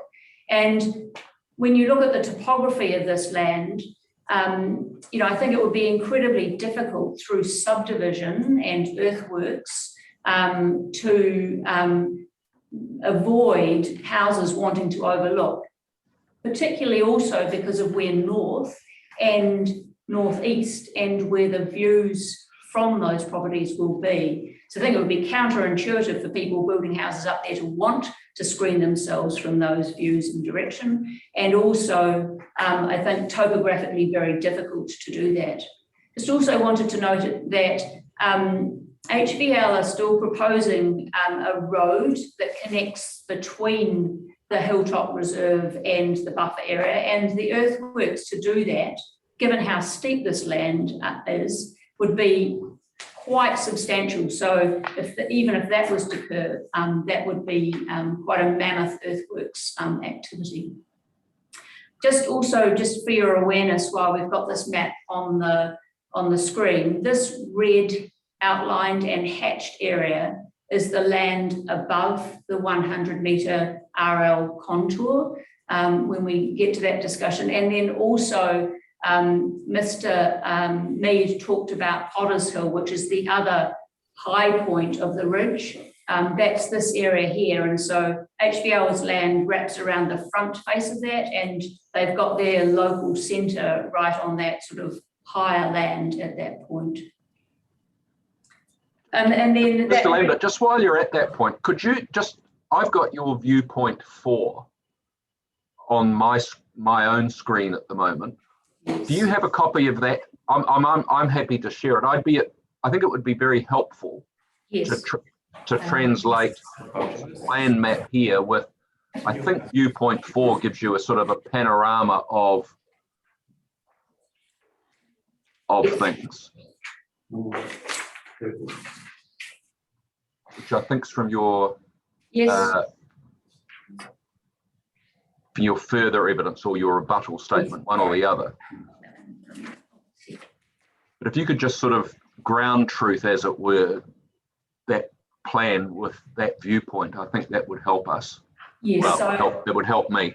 Yep, no, that's good. So if you just, do you want to jump back to the other image and I'll show you where that is? Or just keep in your mind that, okay, yes. If you Oh, yeah. Do you want to go back to the photo for a second? Yeah, sorry. So just keep in your mind, can you see a couple of scraggly trees there? Yes.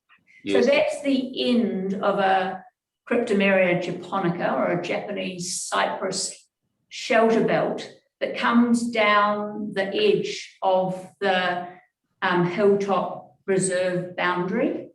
And I think so we can see that on viewpoint 4 much more clearly than this, because this is very sort of skewed. I mean, there's no perspective on this. If you could you put viewpoint 4 up, please?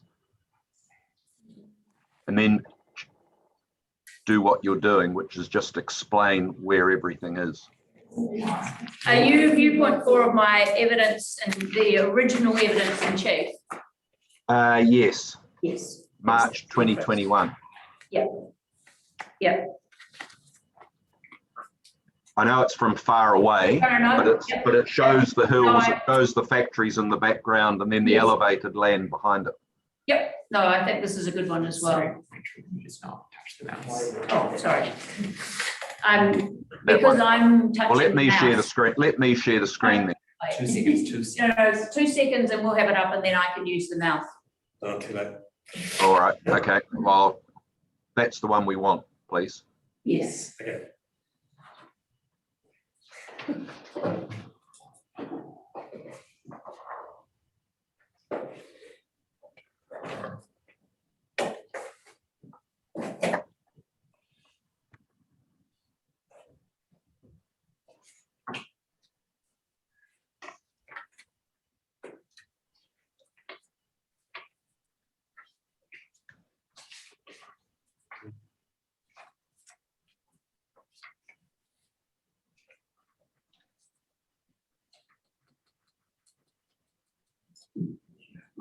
Right. So this is off to the north in this suburban Hold area. on. Just before, can you get rid of all that rubbishy writing on the right-hand side? Just where there. Yes, please. And if you wouldn't mind just making that a little bit bigger. Quite a bit bigger.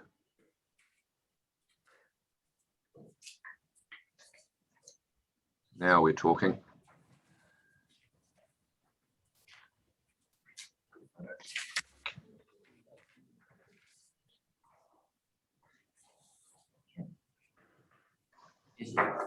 Okay, that'll do. So, yes, there you are. So you can see there are just vaguely those transmission towers on the top of Transmission Hill. Yep. And there's that Cryptomeria japonica shelter belt coming down the side of the proposed hilltop reserve area.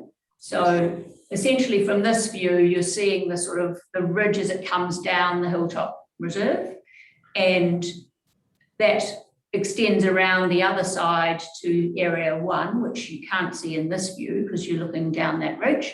And then this is the area that extends to include area 2.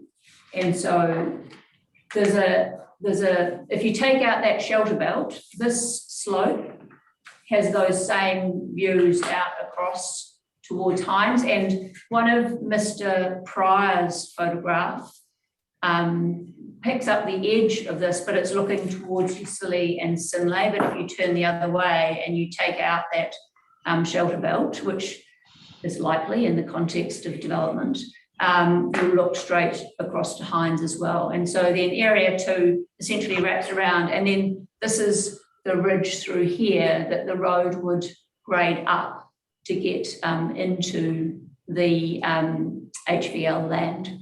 And so what I'm seeking to do is to pick up the portion of this valley and behind that wraps around that looks directly over onto the heavy industrial land as part of the buffer. And I think that's, I mean, you've said, and I think it's a good thing that you intend a return site visit to just be able to really pick that up, because, I mean, the topography is quite complex.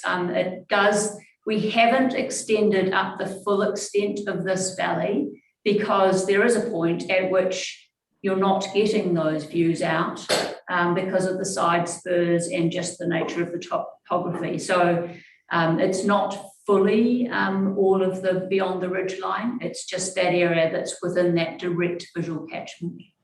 Can you just roughly point out where the 100-metre contour is on that, across the view that you've got there? Get my eye in. So it sits, it comes down across at about that point through, it's about through there, I would think. And then it continues up around the back as well, obviously. And then there's another high point where Potter's Hill is further around. Okay. Could I just ask, while that photo's there, the road going past St. Lays over to Tata Valley, could you just point out where that road is actually to be constructed? Well, that's this one that comes up here, isn't it? That's the main one. So if you go up past the gate, if you like, then it comes up the ridge. That's also quite easy to see. It might be actually that ridge through there and then up. It's sort of at the moment, that ridge line is quite up and down. So there will be quite a lot of earthworks to get an acceptable gradient for a road through there. Okay, thank you. And so I mean, just referring briefly to my Friday, the 11th of June supplementary, and I think the key point that I want to make relative to that is that in terms of Mr. Pryor's photographs, while I take those on face value, I think it's one of the things about if you stand and take a photograph in a singular situation, you can stand in a point where there will be landform assisting screening of part of the Hinds or the industrial land, but the landform continues to rise behind where Mr. Pryor is standing, and it's that land and behind that we have proposed be included within the Area 1 and Area 2 buffers. I think that the areas 1 and 2 are the essential areas that would provide the protection for the heavy industry to continue to operate legally within the normal measures that are required by the zone. So thank you, and happy to have any questions. All right, thanks, Mr. Lambert. Let's see how we go with that. Mr. Fulton, have you got any questions? No, I think I'm clear. Thank you. Ms. Sedgwick?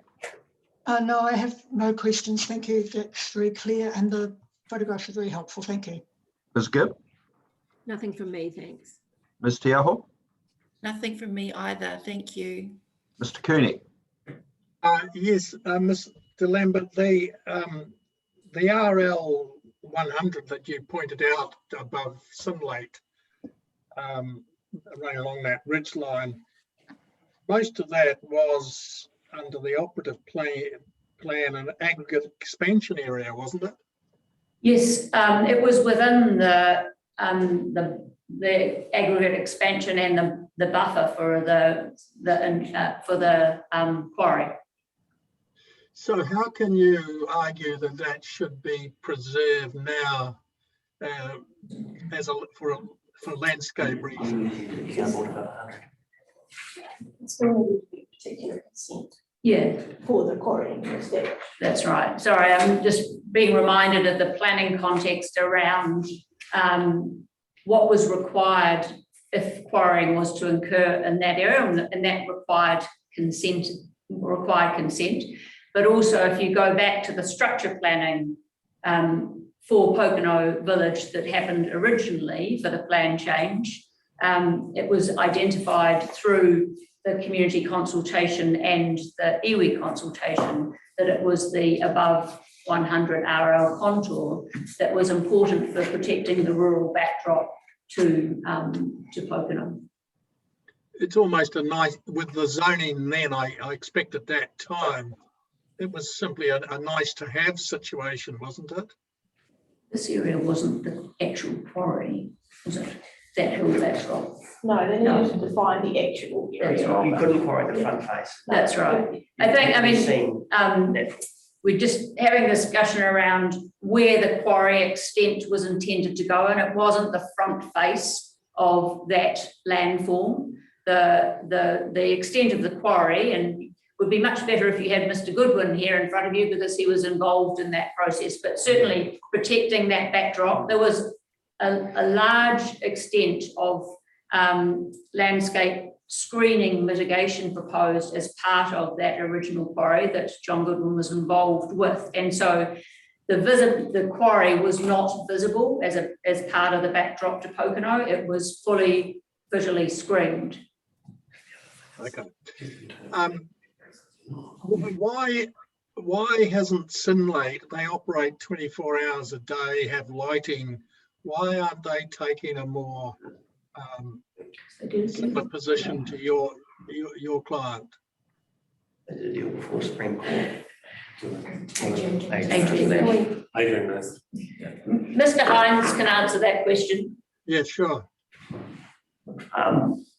There was a covenant that Havelock, the land that was Windstrain Aggregates, had over Synlait land, and the new owner who bought the land off the quarry gained that covenant that in the right of it being a quarry. And when Synlait, this is all public news, it's all public, so Synlait sought to buy the land, and the owner sold it to them, and the condition of Synlait was that they needed to have consent to be able to operate their milk plant on the heavy industry land. And I guess you could say the Havelock Village owners said, no, we want to build a quarry, you can't put a dairy factory there, so went to the High Court.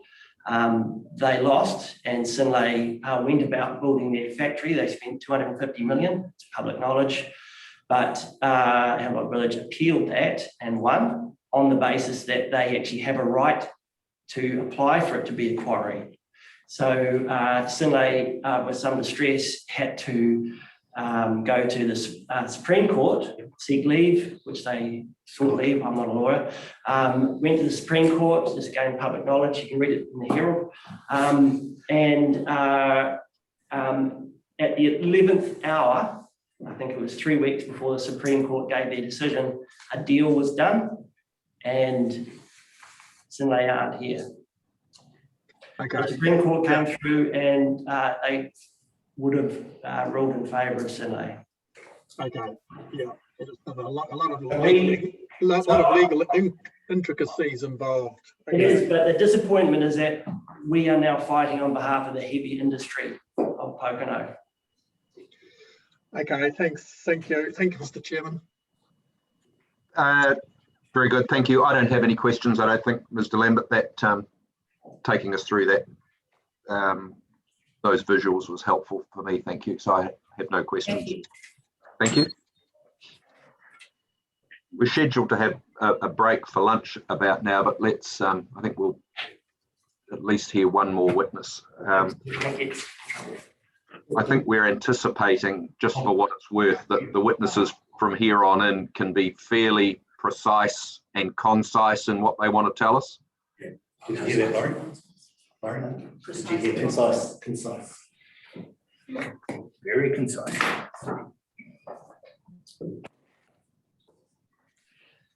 So good afternoon. My name is Laurie Cook. I am the lighting specialist. Today, what I wanted to do is just very quickly summarise my summary of evidence from evidence in chief, and that is in relation to the expansion land, which is what I'd like to get off first. Sorry, the rezoning, the evidence in support of Hines rezoning. Look, I undertook a lighting analysis with regards to this small section of land, and with the understanding of how it would be operated. And to be perfectly frank, there would be no lighting, intrusive lighting to any of the surrounding areas, simply for the fact that most of it will be localised, and most of the lighting would be, it's envisioned most of that lighting would be tilted, directed downwards. So I would expect no, spill light, or very little spill light, and certainly spill light that would not contravene the bylaws, the standards, but also no light towards any, directed towards any of the proposed residential boundaries. That's enough on 62. What I would like to do is discuss or provide some comment on the evidence opposing HBL's rezoning request. Whilst Hines site complies with all the resource consents and district plans, there is an element where I think from a visual sense, and I'm not talking about light levels here, I'm talking about the visual scene, I have some issues with. Residents, potential residents that would be situated adjacent to the Hines boundaries may have cause to complain. So I've looked at the proposed buffer, HVL buffer, and I want to address some of the reverse sensitivity issues associated with the lighting of that. In my experience, industrial operations such as Hines, or heavy industrial, Hines, Sinlay, lighting, whilst those industries comply with bylaws and district plans, lighting seems to always come up as a complaint area, simply for the fact that you can see it.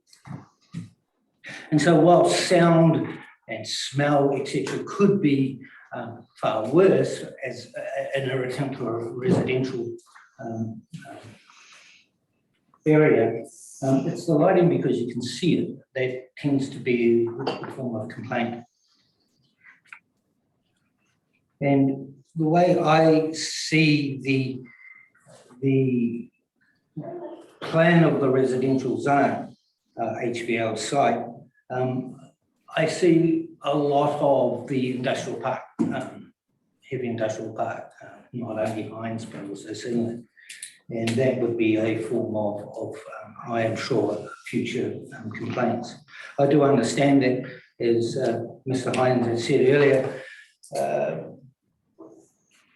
there has been a number of complaints. I was only aware of the complaints via 10 Bluff Road, which ultimately was resolved by Mr. Hines buying the land. However, what I would like now to do is, if I could, just talk more in depth with regards to the supplemental evidence, and that's in the form of a rebuttal, evidence against the rebuttal of our evidence in chief.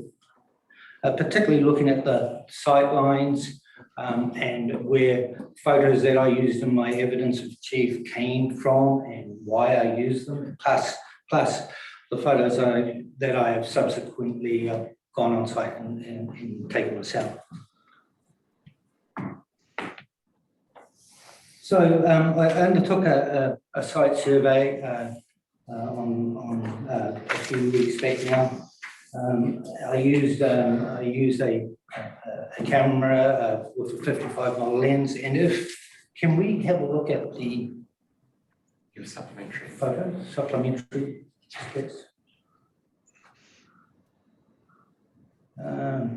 Yeah, gosh, I need my glasses. So here's just an overlay of the site, and down in the bottom right-hand corner, if you like, I've moved to the photographs. We know where the site is. Just show us the photographs, please. Okay, the ones that show those. Thanks. Okay, so this is in area 1. This is on the Hines Havelock boundary, and this is looking at just a photo of Sinlay and its obtrusive light. Now, the interesting thing with Sinlay is that whilst where I'm standing, when I measure the light level, I'm getting possibly 1 lux, which is 1 lux equates to a bright moonlight night. So I've got 1 lux where I'm standing. However, if I look through into this site, it's very, in my opinion, quite bright. Now, if we go to the next photo, again, still in the same position. This is just a photograph into Sinlay and its car park and it's one of its operational doors. Now those lights, I've been on site now 3 times, and those lights are always on and they're quite bright. And in fact, as you walk up, it's Tower Hill, as you walk up that driveway up Tower Hill, you will see light from Sinlay that is on the embankment, the cutting in of the road and into the hill. And so when I measured that light, it's quite low, and so it would still comply, if I was worried, with the district plan and local bylaws. And now the third photo is again at position 1. Now this is shot looking into the Sinlay area, and what you'll see, sorry, the Hines area, and what you'll see is you'll see those large concrete pipes in the background, and further in the background you'll see State Highway 1 with the motorway lighting, and further you'll see a bit of the dark background, and that is all that land that is beyond State Highway 1 and that small residential area at the back there. In the front, we're seeing very little light. And again, as I say, it was less than 1 lux that I measured in this position.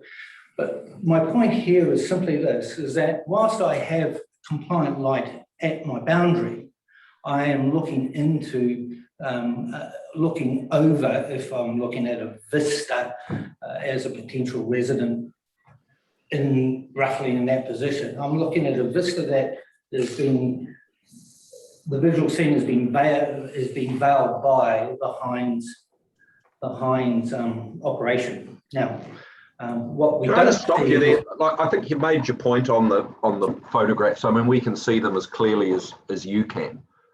How do we know, looking at those, that they haven't been exposed for, well, what's the exposure time, and how real is what that's showing compared to what the human eye would see? Well, I experimented with the exposure times on that, and of course I overexposed, and these are the shots that I've used that look real to the eye. If anything, I might have had the white balance just slightly too warm, which is from an intrusive light sense is probably better, easier, rather than being as brilliantly white. But that is as real as I saw it. Is there, I mean, if this was a landscape assessment and it was during the daytime, you know, there's a whole protocol about how you take the photographs and how far you have to hold them from your face when you look at them, and a whole bunch of things like that. Mm. Presumably, these are just your best guess using your own methodology to take something that you've tried to put on paper that is, you think, reasonably realistic. Is that fair? Absolutely correct. Yes, I'm not a professional photographer. All right. No, but there's no methodology that you can follow to say the brightness of those lights sort of is eye consistent. You've relied on your judgment to do that. Yes. I have. All right. Yes. Thank you. Look, I don't think you need to belabor the point of any more on this.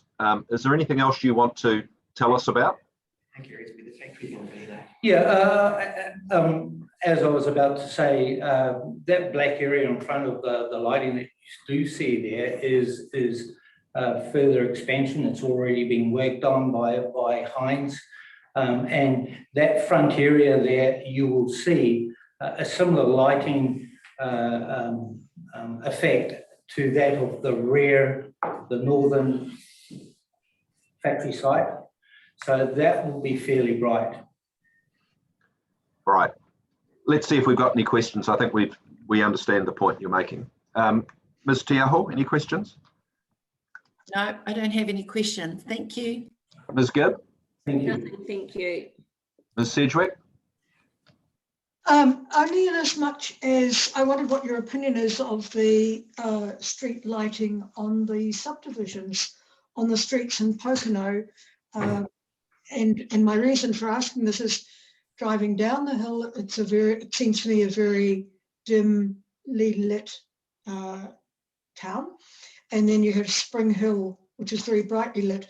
So how would you compare the Heinz site with, say, the Spring Hill site in terms of illumination? I might misunderstand your question, but the question is, how would I compare the Heinz operational site against road lighting? Is that what you're asking? No, I was making the point that correctional facility have a little bit to do with Spring Hill Correctional Facility, and they have about. We won't ask why. We're presuming it's professional. As indeed we all are. We got this. They have about 3 times the amount of light because of security reasons around their perimeter compared to that of Heinz. Thank you. And just another question, is the lighting that people complain about, and I notice there's been some complaints, is the lighting due to the building lighting or to moving vehicle lighting? It's all of the lighting that I observed on site at Heinz is kept to a minimum, and it's there purely for operations and safety. That's what it's there for. So you'll see lighting on the buildings, and that's there for pedestrians and also to highlight doors, etc. And the lighting on site is simply operations, moving vehicles, pedestrians, etc. within the site. It's all the light, yeah. Right, thank you very much. Mr. Fulton? Yeah, no, on the lighting and also the movement and vehicles and so on, that's all part of whether vehicles are a noise or whether part of lighting moving around. It's what people are going to see that's going to disturb them. Is that right? Not so much always the fixed lights, but the movement of everything else. Both, both. It's both lighting, because the fixed lights have a large area, and whilst you know, as humans, our eyes will gravitate to light. So if we want to look out at the night sky at night towards the Heinz factory site, our eyesight will be veiled. And getting back to what I was saying earlier, so that means that'll be hindering what I'm trying to see as a potential resident within the HPL area. Thank you. All right, thank you. Mr. Cooney? Yeah, you've mentioned about how lighting, and you've shown us photos of the lights, etc., how lighting can become an issue in terms of reverse sensitivity in your experience. Can you give us some examples where it has arisen in other areas? Yeah, sure.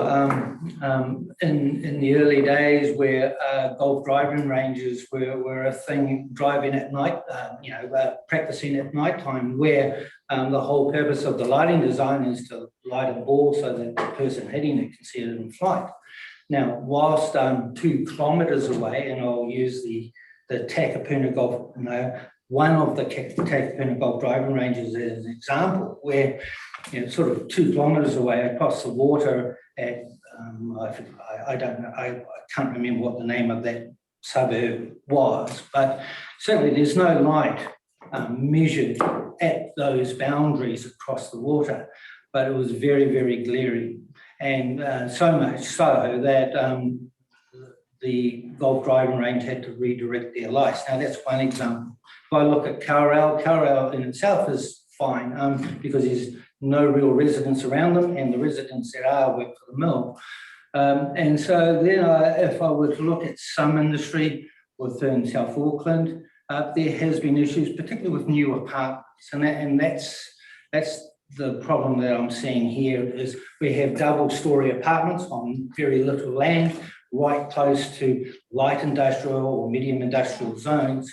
And suddenly those industries have to comply with in this case, the Auckland bylaws.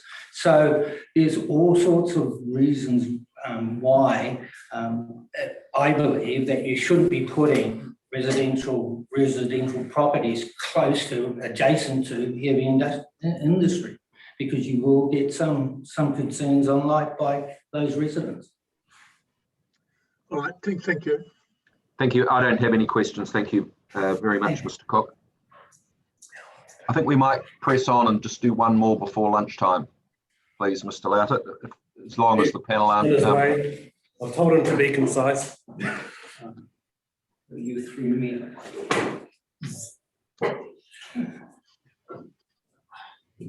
Good afternoon, everyone. So my name is Campbell McGregor, so I'll just be addressing infrastructure regarding the expansion land, and then also stormwater with regard to the HPL proposal. Thank you.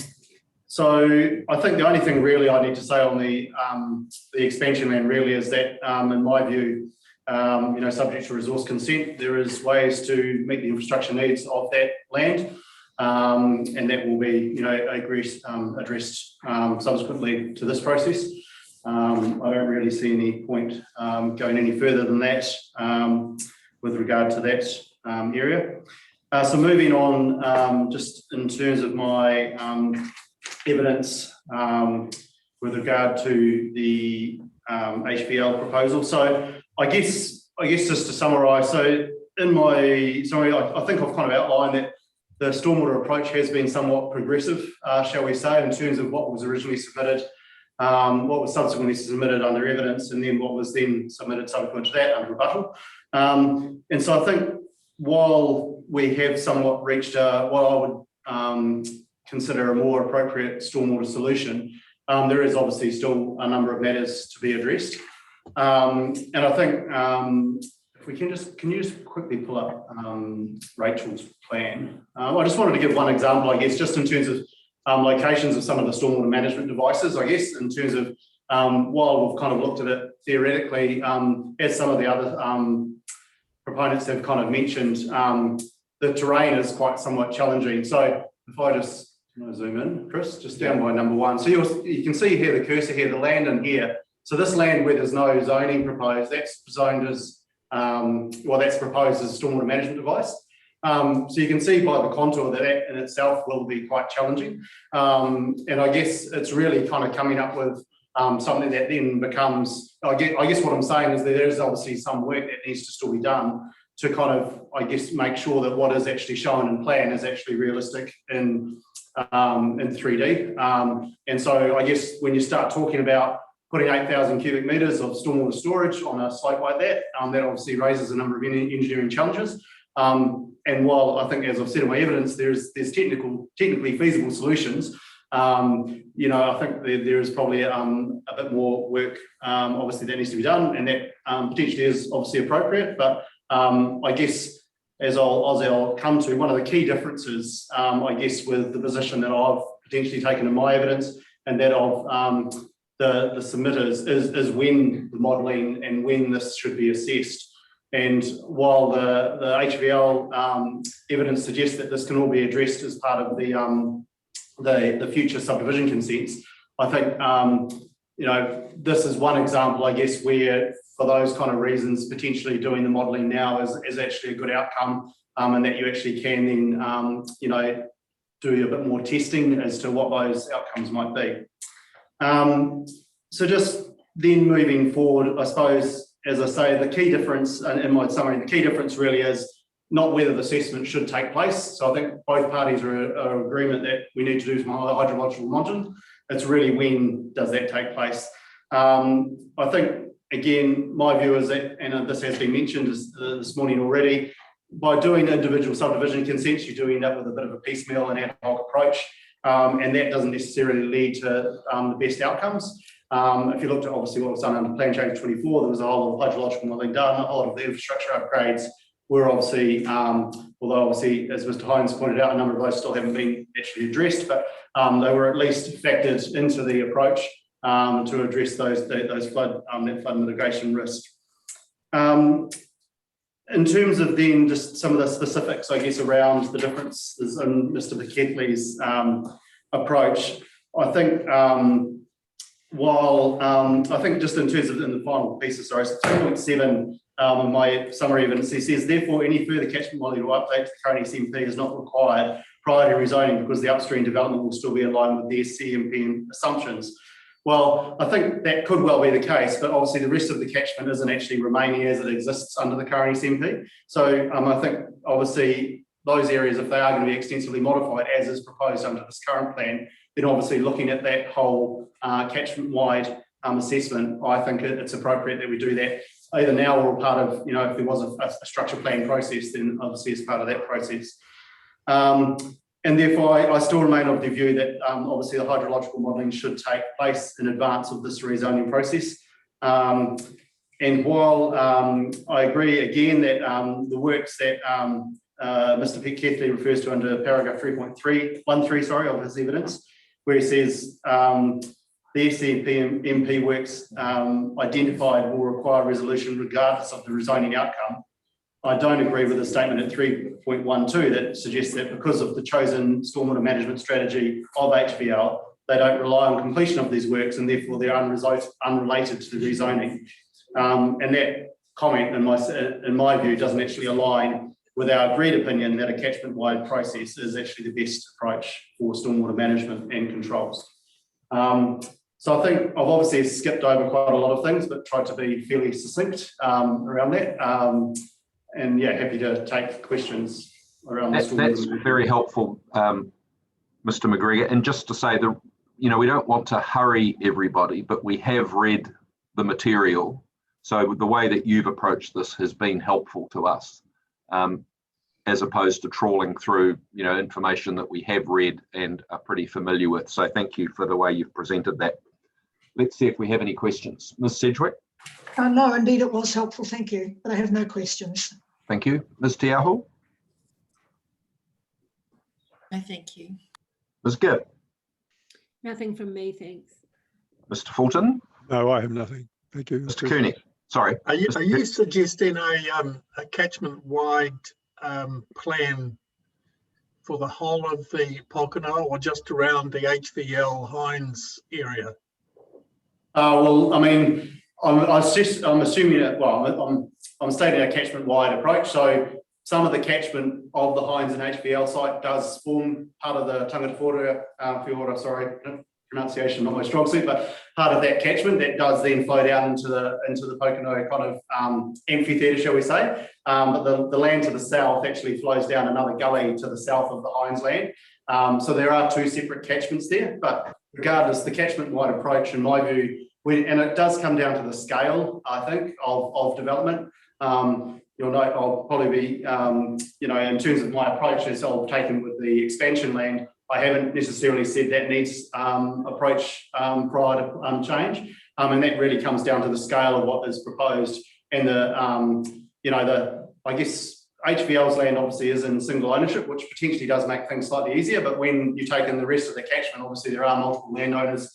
If you haven't got agreement as to where those devices go, you can actually end up in situations where between the parties, it actually can't be agreed as to what the appropriate mitigation is. So taking that catchment-wide approach is viewed generally as the best approach. Thank you. No, I was going to ask the same question, because it's not uncommon, I suppose, for people that are proposing things to say we can deal with the detail later because the principles are clear, and people that are opposing it to say, no, we need that detail now. I think I get that. I suppose the question for you, though, was in the event that there was no agreement with Hines or other people further down the catchment, can HVL implement a standalone system that doesn't rely on those future upgrades, or is that not possible? Well, I guess, yes, they can, on the assumption that those upgrades now exist, because that's the only data we've got to kind of run with. So they're assuming that they're going to keep their flow to what it is or less than now, so 80%. They've now changed that, so which is a common approach, I guess, in terms of in other parts of the nationally. So I guess that's kind of one approach, but I guess it does assume obviously those upgrades have occurred. And which they haven't. Yeah. Which they haven't occurred yet. Correct. Yeah, all right. No, I think I understand the point. All right, but very good. Thank you very much, Mr. McGregor. Thank you. Which I think is a good time for us to break for lunch. We take half an hour. We'll resume again. Thank you at, what are we looking at? 1:35. Thank you. Thank you. And if you'll need, people will need to log off from this call in its entirety, and there's a new link for this afternoon session. But if the panel wouldn't mind waiting just for one moment, please, once everyone else has gone.